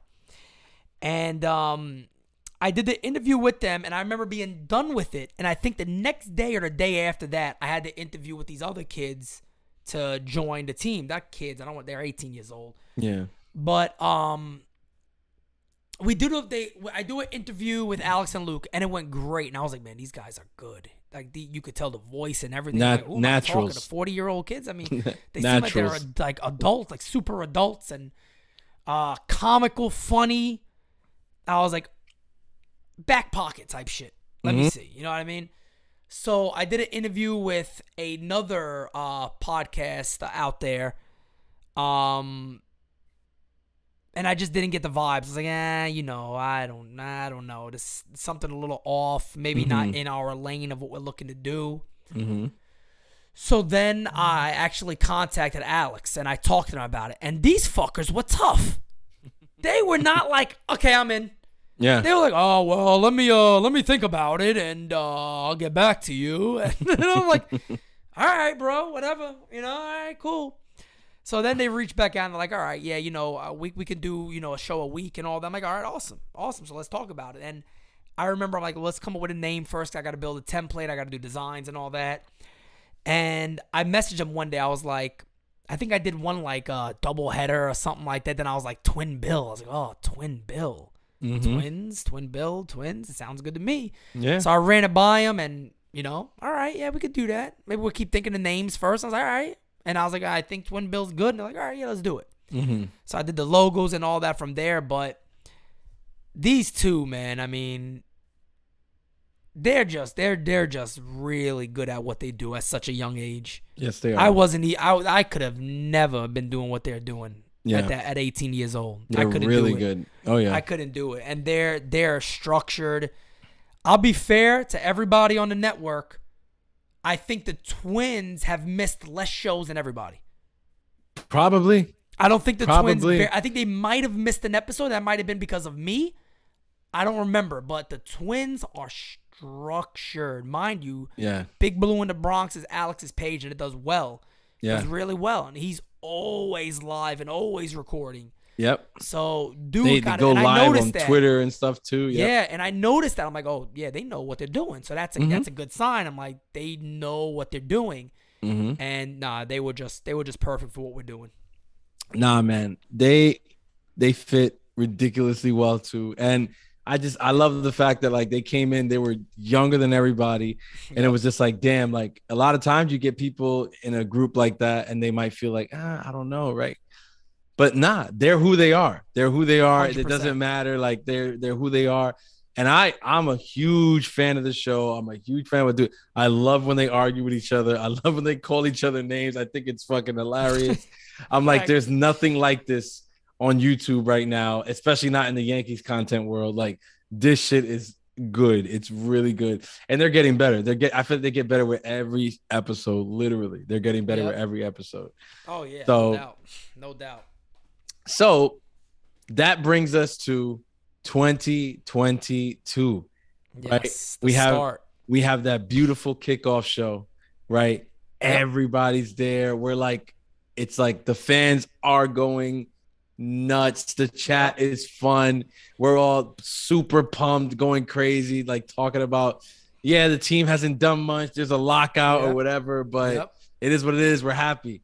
And then the lockout continues. And we're just like, we're like, I don't know what we're talking about this week, but we got to keep putting them out. And it just keeps dragging and dragging and dragging. And that goes to show you something about the team too, because we were all like, I remember saying, I'm like, I think I'm going to have to put a pause to the podcast because, I mean, what are we going to talk about? And everybody was like, nah, man, we keep going. Nah, we got something for this week. Like nobody else is doing it. Yep. Keep going. And I remember now that I look back on it, that was a very telling moment of the company and who was here with us. Yeah. Yeah. You know what I mean? Because it's true. we would complain about it and be like, man, we ain't got shit to talk. I was like, all right, we'll figure something out. I mean, but everybody was still pumping an hour and a half of content. You're like, from what? And we weren't even talking about the same shit all the time. No. Like DS would have one thing. Movies and Twin shit. Bill would have one thing. NYSST had another thing. Yep. I think one of my favorite things was like how every time during the lockout, like we'd drop our episode and then I'd be like, all right, I'd be like, damn, like we'd get off the recording and we'd sit here and I'd be like, yo, I don't know what we're going to talk about next week. Right. Hopefully the lockout, like literally the conversation was always like, yo, hopefully this lockout ends so we have something to talk about. But we got to the point where we were saying we hope there's an update on the lockout. Exactly. Forget even if the thing ended. Let's just be an update. Exactly. And like, I don't know, like 2 or 3 days later, like I'd have a bullet point list of like 5 things and I would text you like, yo, what do you think about for next week's episode? You're like, yeah, bro. And you know what? Add this, that, and whatever. And I'd be like, before we knew it, we had a whole nother fucking episode 2-3 days later. Yeah. And now we had to wait just to get it out because I'm like, damn, we can record this shit right now because we ready to go. But during that time, I brought up that time because it was a very important time for us, a formative time for us. Was there ever like nerves like shit? Like, did I jump the gun? Did I start too soon? Bro, like, it wasn't even that. It wasn't even did I start too soon. I know it was right. It was why the bumpy start for? Like, why did this happen now? Like, why did Major League Baseball have to do this at this moment. Like, we are kicking off this channel in Major League Baseball. Like, we ain't kicking off nothing. Exactly. Like, the main thing you need, we ain't there. Exactly. Ain't So no it's baseball. like, we've been talking about kickoff, like, big things in November. We talked about December. Like, all right, January's here, let's go. And it's like, man, we probably don't even have a season to get to. So it was difficult, man. It was very, very hard. It was an odd time because I'm like, who the hell's even going to want to hear baseball right now? But the show still did well. Yeah. I mean, the show still all did well. So it was a good learning moment too, I think, because it kind of puts you on the spot to say, if you can't, we could do a show on anything at this point. Yeah, we really can. So I think it put us in a position of basically like we can really record no matter what. Like, we're exactly. Good to go. There's no that need. type of team. We're that type of team. Exactly. So we do eventually get baseball back. Yes. My original Twitter account is a casualty of the lockout. One of the greatest. I swear, I can't wait. That's going to be framed.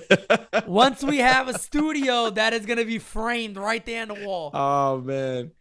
I had to bring it up because Pete loved that moment. I was one of my all-time favorites. It was a funny moment for me, but we finally get baseball back. Funniest all systems moment are for go. me though about that, by the way, is that I never knew what you did. I know. I just disappeared. When you showed me it, you sent it to me, and I cried on my couch laughing. He said, Stomach hurt, curled up, cracking up. My man guy's a was so maniac. mad. He threatened to kill everybody around. Tagging baseball, like, what's good? I tagged MOB too. Tagged MOB. That was the crazy problem. Oh man, this is a classic. Wild, moment, wild times. But the season finally gets underway. Yep. We do that first opening day game season. The Yankees walk off win. Cole shit the bed. The Yankees walk off win. The episodes start rolling in. First week of baseball, DS, Twin Bill, NYSST, everything, right? Even the other shows we had rolling with us at the time. Things start rolling in, right? Yep. I got to be honest, my favorite show back then out of all of them was Hola, ¿Cómo estás? That shit was classic. Yep. And we're going, right? And we're chugging along. And the subscribers are adding and coming or whatever. Did you start to think, right? Late April, early May, like, shit, bro, like, we're going to get to 10K, like, this season. It's going to happen this season. Did you already know it? Hold on. Let me show you something real quick. Pete, he's going to come with the receipts. He's going to come with the receipts. Right here. You can't see it really, right? Because you got the ring light. It's so bright. Damn. Oh, man. Let me see if I can. Oh, it's not even going to focus on it. No, this is not an empty piece of paper. Hold on. Wait. Oh, no. God, it's not even going to do it at all. All right, there we go. There we go. All right. There we so go. let me just show everybody this real quick. This was done in, there you go, 12/31/21. Right before we got it ready to hop in there. Yep. That's right before the New Year's Day special. So I told my Fiat, this is before we knew, we thought there would be a lockout, but we had no idea what it was really going to be. Was it going to be long? Would it be short? What's really going to happen here? Mm-hmm. And by the way, to our very first game season, I believe still to this day might be our highest viewed game of all time. The very first one. I think it's like 9.2 thousand views right now. I think we might be close on something like that. But and again, it had months to people see it, but still. Yeah. It's very high up there. I had us hitting 10,000 subs. I was, like I said, I thought we'd have baseball, and I was going to be hopeful here in April. Wow. We were over 8,000. Right around 8,000 or so come April. So, I wrote it all out. I mean, I wrote everything that I wanted to do for the company out. And it wasn't even just the company. I mean, I even have, I don't care about, I just want to show you guys how much I changed. I want to be a better husband and father. And I put reasons what it was that I wanted to do better. I mean, everything you could think of in here. Weight goals, workout goals, continue to grow in faith, how I was going to do that, investment goals, how would I get those? All that stuff been here. YouTube goals, views, everything is in this book here. It's crazy. I still have here that I still keep track of. It was all goal driven and ready to go because I knew everything was in place. So now all we got to do is grow, and that's it. Mm-hmm. And, you know I knew it wouldn't be an easy road to even get to 10K because that's like the hardest thing to do. And we had a lockout. So even then I'm like, shit. Like, where I think I was looking at the numbers recently. I think in the numbers. I was looking at the numbers recently. I think like in February we had like 36 subscribers. Last month we had 908. So, I mean, like, you know, the lockout really affected how quickly that goal could have happened. Yeah. But I think as everything, I think it happened for good reason. Yeah. Because this was the moment.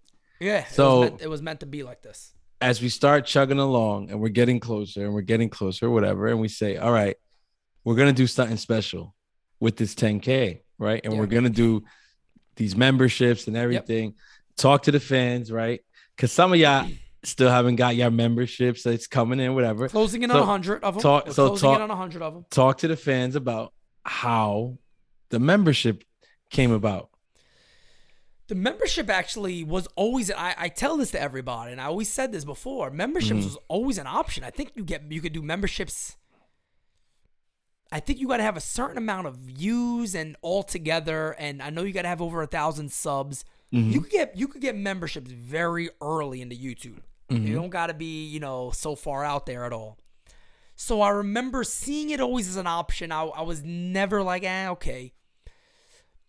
Then one day I was like, what can we do at 10K? I was like, you know what? We'll do memberships, extra content, but I'm not releasing it to 10K because I got to have a valid reason of why people may want to join.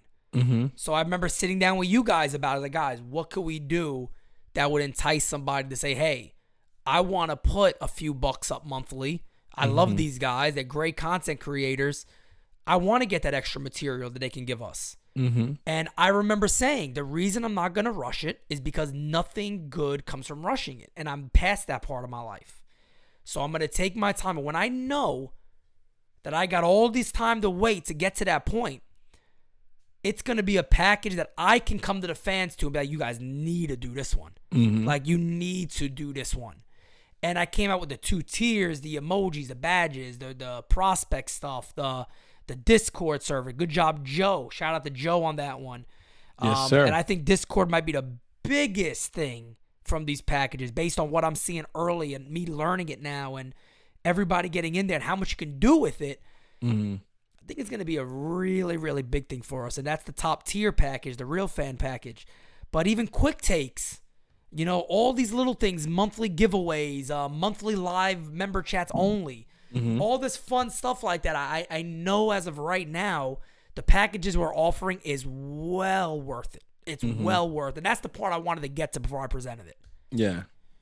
No. So this is a step in the next phase of what NYY News TV is going to be, right? And by the way, I got to shout something out real quick because we passed it up, but I just want to throw it out there.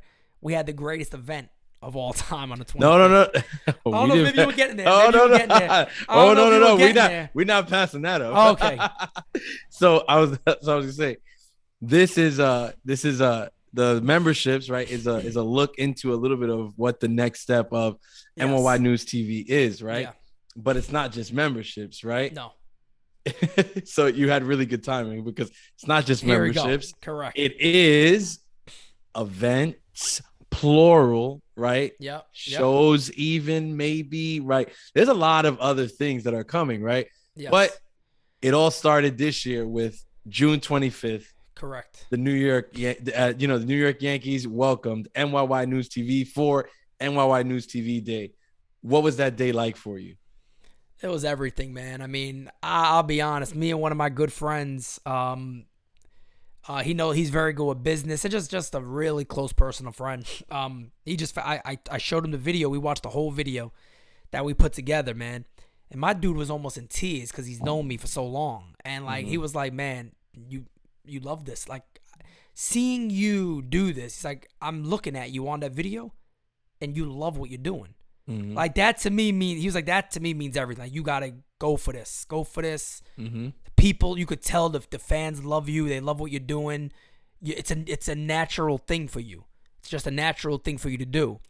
And that day, meeting the people, it's like I remember first person I met, I think was Anthony Medina. And I remember saying, "Yo, what's up?" And I go back to my fiance. She goes like, you know that's Anthony Medina, right? I said, Anthony! Like I went back. Matter of fact, I already done talked to him. Yeah. But I was like, was that Anthony? I'm like, and then my fiance like, yeah, that's Anthony. And I go, oh, Anthony. And just to meet all these people and the whole team too. People don't understand that. It's the first time we were all together. In person. Bro, Yeah. I crossed the street. I saw Joe from across the street and the twins. And I crossed the street going, oh! Screaming. Gary's with me. Screaming, oh! As loud as I can, man. I told him, I said, I ain't going to dap you up. We hugging. Like, I'm hugging you dudes, man. I lifted the twins up. I mean, it was an unbelievable moment. The event itself was amazing for everybody. The camaraderie, the videos, getting to see people that are like, Pete, remember this? I'm like, that's fucking weird, man. And they remember everything. Then we leave and we go to eat. And dude walks up to me. I do David in the chats. No joke. First time I didn't know David. None of us knew him. Nobody knew him. Nobody planned it. Walks up and says, you Pete Siminetti? Yeah. Man, I love your stuff. I'm like, nah, get the fuck out of here. Like, this is getting stupid. This is a joke. No, ain't no way. And, you know, it was just, I mean, I don't know how you sum that day up in words. I don't know how to sum it up in words. Again, I'm not that talented with that shit. I don't know how to sum it up with words. I talk how I talk and that's it. But that to me was, I think for all of us too, wasn't it? Oh yeah, like, for sure. We went to your house the next day. Yep. And we had a barbecue at Fran's house where we're chopping it up, chilling, having a few drinks, relaxing. Watching the game. Watching the game. We went live that day from your house. Yeah. And I remember after we were like, bro, if we did that, just think about how much more we can do. And, you know, I think it was that was, I think, the staple for everybody to be like, bro, this is it. Like, we got something here for real. We got something. Yeah. This is real. Exactly. When you got people that want to travel to come see you. My dude, man, people don't know this, John. I don't know if a lot of people met him there. John came from Italy, out of the army for 1 week only. And he came to NYYNewsTV Day to meet me. Italy. Crazy. Out of the army, his only week off. Came to NYYNewsTV Day to meet me. Now, you know, thank God he told me who he was because we were about to start fighting. Because he decided to make believe he was a hater and come right up to my face. I'm like, this dude got fucking balls on him. Like, I was ready to come across with an elbow. My fiance was like, I saw you. Like, you would, yeah, it was ready to come across with the elbow drop. But hell of a dude, great guy. And that's what I'm thinking. Yeah. All of our followers, man, are just amazing. They're just amazing. They really are unbelievable. Man, I can tell you guys half of them. I said it recently, man. I've been talking about the team needing cameras.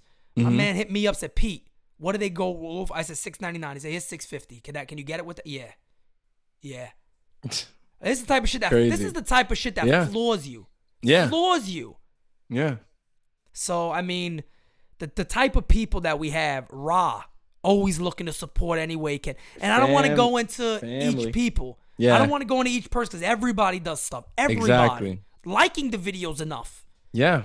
But we have just an unbelievable base here that is only getting bigger by the day. So June 25th to me was like, that's why I said in that speech, this is just the start. And be happy that you were here. It's just the beginning. Be happy that you're here because when these things are a lot bigger, you knew that you were at the first one. You were at the and first we all one. remember it. Ground we all level. are going to remember that. So just an amazing event that I really think showed us what the future could look like. So looking at that success. Now the memberships come out. Success. Yeah. At 10K. More success, right? Yep. What are you looking at for the future of NYY News TV? And I know you can't give. Yeah, I know you're not going to give them. You're not going to give them everything. Yeah. We can't give them, the offline convos and everything like that. But something that you can say, your outlook for NYY News TV going forward, like so that people realize like what this is going to be. I think we will. I know we will be the most interactive Yankees network available to anybody. And what I even mean by that is we're going to get bigger better, but we're still going to maintain our roots and our grounding. Now, is there ever going to be a time where, as I said this before in the chats, we can't respond to everybody that we normally do? Of course. Yep. Because things grow and that's what happens. Yep. But the access to our team, being live, answering questions, doing live events, Q&As, live shows, events at Yankee Stadium, events at other stadiums potentially, all that stuff is going to still happen. But my goal right now is to upgrade all of our team's equipment where we can we can change up. If you guys watch Game Season Live, you see the part where we cut away and it's us bigger on the screen. We don't have to have all the fancy templates and all that. People want to see more of you. They see more of your emotion. Brings you out more. That's what it is. We can continue on the way we are. We can continue on the way we are if we just use webcams, and that's it. But I have way bigger dreams and goals than that for this company. Oh, yeah. So to me, that is the next step of putting us on par with things like the Yes Network. Yeah. To a degree where it's like, man, I don't want to watch that podcast. I'm going to watch these guys. Exactly. And it's like, you know what? Good. You know why I'm going to watch them? Exactly that. Well, it looks just as good, and I agree more with what they say. Exactly. They're realer. They're realer. So this is why I want to watch these guys. That's what we're going for. And to be fair, I'll announce this shit right now. I'll tell everybody. I don't care. I've dedicated everything of my life to this. I don't work no more. I left. You know what I mean? I left. So when I tell you guys, and I tell this to my team personally, I've said this to you guys before. When I tell you guys that I am putting every ounce of everything I got into building this company, that is 150% fact.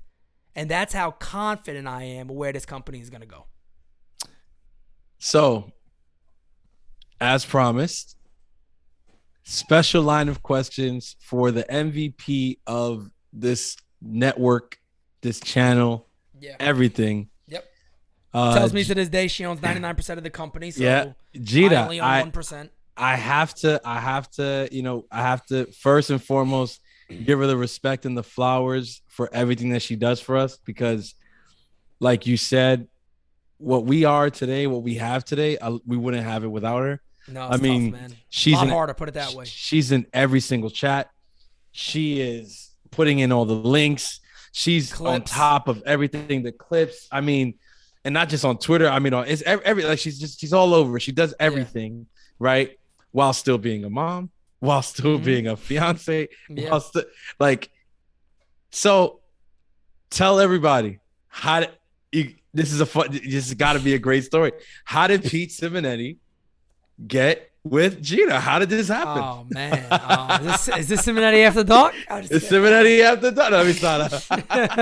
But I always got to throw a curveball. Got to throw the curveball. Nah, man, this is funny because it actually comes full circle. Felix hooked us up. Look at that. Yeah, man. And again, this is going back to you're young, you're silly and all that. Feels like, hit this girl up or whatever, talk to her a little bit or whatever. Hit her up. I think you like her or whatever. Or whatever. It might even been slap cheeks. You never know. To be honest, you two dudes. You know what I mean? So we started talking and yeah, man, it took months. We were talking for months for a minute, and our story goes crazy, man. I mean, you talk about meeting the very first time, Middletown Road in the Bronx, Burr Avenue right there, Crosby. Had a first date together. We used to only hang out on the weekends and shit like that because we were both working at the time and all that, so we didn't get a chance to see each. Sometimes, there was something going on the weekend, couldn't see each other for 2 weeks. And, we started like that and all that, and hit it off pretty good quickly, but it was rocky because I was an animal, bro. Let me tell you something. Cats don't even understand. That's why I'm like, don't take my kindness and my funness for a weakness, because there's been a beast in me for ages. You know what I mean? Like, there has been not a nice dude for a long time. Like, that's why I always say I'm thankful what happened because it needed to happen for me. because I don't know how long I might have been around. I really don't. I don't know how long I might have been around. Like, absolute animal, bro. I remember, you know, her having to stop me from going back in a barbershop and fighting 5 or 6 dudes in the South Bronx. For nothing, for no reason, because they might have looked at her. It's the Bronx. What do you think they're going to do? You know what I mean? And in my mind, that ain't going to happen. You know, when you're going down, you know the slick shit, you going down to get your shave, you duck, can't see the mirror no more. You guys try to talk while you're down, and I ain't going to do that shit behind my back. Yeah. So, you know, my mindset was crazy, but I was also a dick, man. Like, look, put it like this. I wasn't ready for a girl like her at that point at all. Nowhere near ready for that. Nowhere near it. Too stupid up here to be ready for that. So we broke up, and I was actually telling Joe about this recently, man. We didn't talk for almost 2 years. And we have a kid. That's 2 years, nada. Nothing. Yeah. Nothing. Sending clothes, doing all I got to do, but it ain't talking to me. Yeah. You can do whatever, but you ain't going to talk to me. And I think it was just a look, you know, I like you and all, but I'm fed up. Like, I can't deal with it no more. So I got to get away. And, no, we got back together after that. You know, I started, you know, the main thing for me, I think, was I had to get in better shape. I think I was very, I wasn't confident in myself because I wasn't in the shape I think I should have been, or better at least. I was very, very heavy. I was like almost 300 pounds back then. And I for me personally, other people could be comfortable that way. I wasn't. I was very, very upset with how I was. And I remember we broke up for 2 years. I started working out, started getting in much better shape. And by the time we went to go see each other again, we've been together since then. We've been together since then, nonstop. And I mean, we are together every single day. I mean, other people are like, you don't get tired of that? We don't.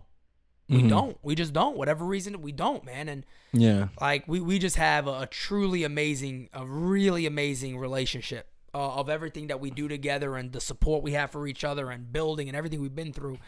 All that stuff again needs to happen to build something. And it's even the time when you're broken up, I think the right one's gonna come back. If it's right, it's right. It's gonna work. Yeah. And we are definitely truly perfect for each other when it comes to.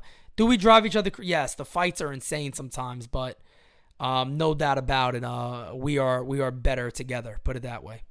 Let me tell you, we're all better off that y'all figured it out, because I honestly believe that if that would have never gotten figured out, we wouldn't be where we are today. No way. I'm telling you, she's the MVP of what we do. Every team has a heart. Every team has an engine.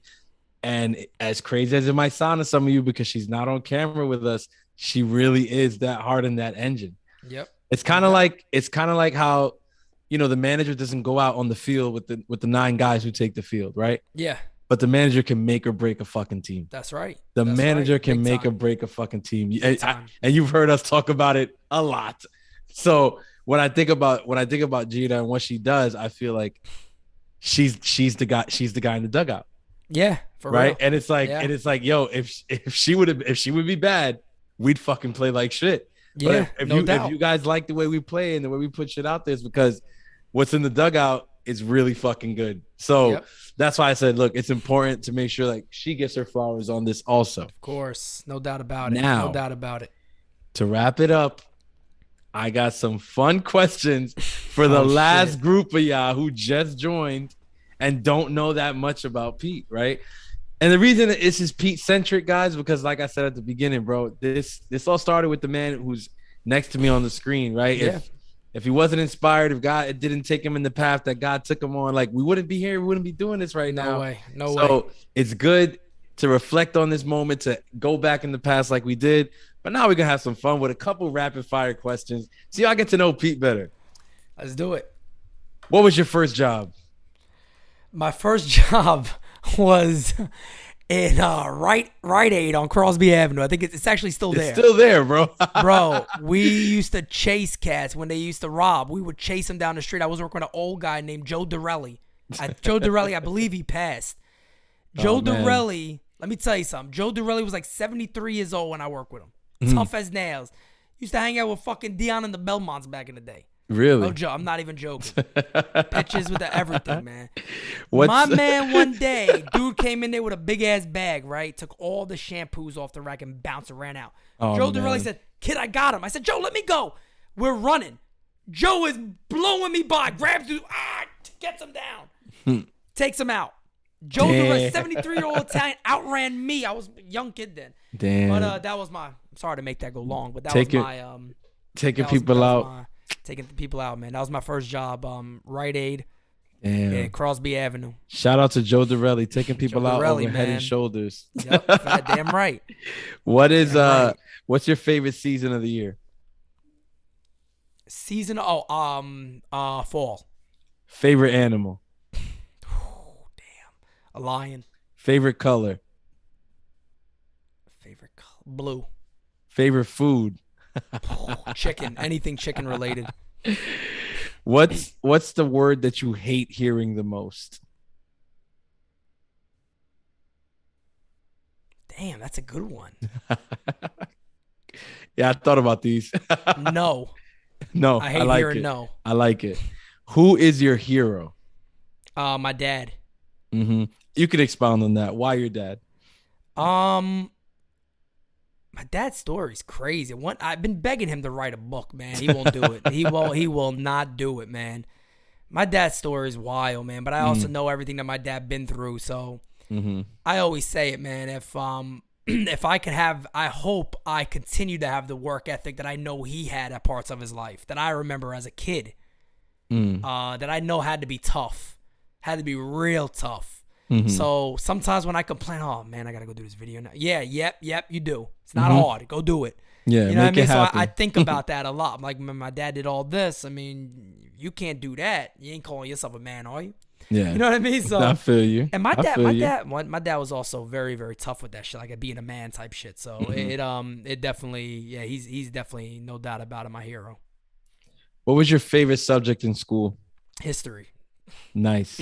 What's your favorite word in another language? Vafangul. What's your favorite dessert? Cannoli. Favorite Gelato, breakfast? Gelato. Oh, you went back and forth. All Gelato. right. What's your favorite breakfast? Favorite breakfast. Tres golpe. Ooh, No doubt about mangú it. con los tres golpes, así mismo. No doubt about it. Now you guys see why we get along, right? You get it? Facts. If you had to change your first name, what would you change it to? Anthony, because I'm always called Anthony. My middle name. My fiance she doesn't call me Pete. She calls me Anthony. What time do you normally wake up in the morning? 6. What time do you normally go to sleep? They have 4. to know. They have to know this. That's all I want to tell you. 3:34. This dude does all of this on 2-3 hours of sleep every night. What were you afraid of as a child? You get ready to laugh at this one. A man dressed up as a woman holding a knife. Psycho, bro. Psycho scarred me for life, man. Oh man. People are like, you're going to be trouble nowadays because a lot of those running out there. I was going to say, that shit can happen tomorrow, bro. Facts. Just don't come get me in the shower, man. That's it. What has been the best stage or age of your life so far? Right now. Amen to that. If you can afford any car, which one would you buy? Shit, this is going to sound silly, but that new Jeep Wagoneer, the Grand Wagoneer, that shit I is love fire, that. That shit is fire. Oh my god, I think it's like 100 and something grand. Nah, That shit look, is I know that's fire. not. People are like, oh, that's the best. I've been looking at that thing recently. That thing is beautiful. Listen, man, what we like, you got to go with it. I'm cool with that. You got to go with it. What is your hidden talent? Writing, actually. There you go. Writing poems, lyrics. Nice. All right, you got to finish the phrase. The way to my heart is. Shit, touching me, baby. I'm a touching dude, man. You touch me. All right. Hey, you working on something. All right, listen. They asked outfielders this same question I'm gonna ask you next. They asked the outfielders all over the country. All right, you gotta answer. Tits or ass?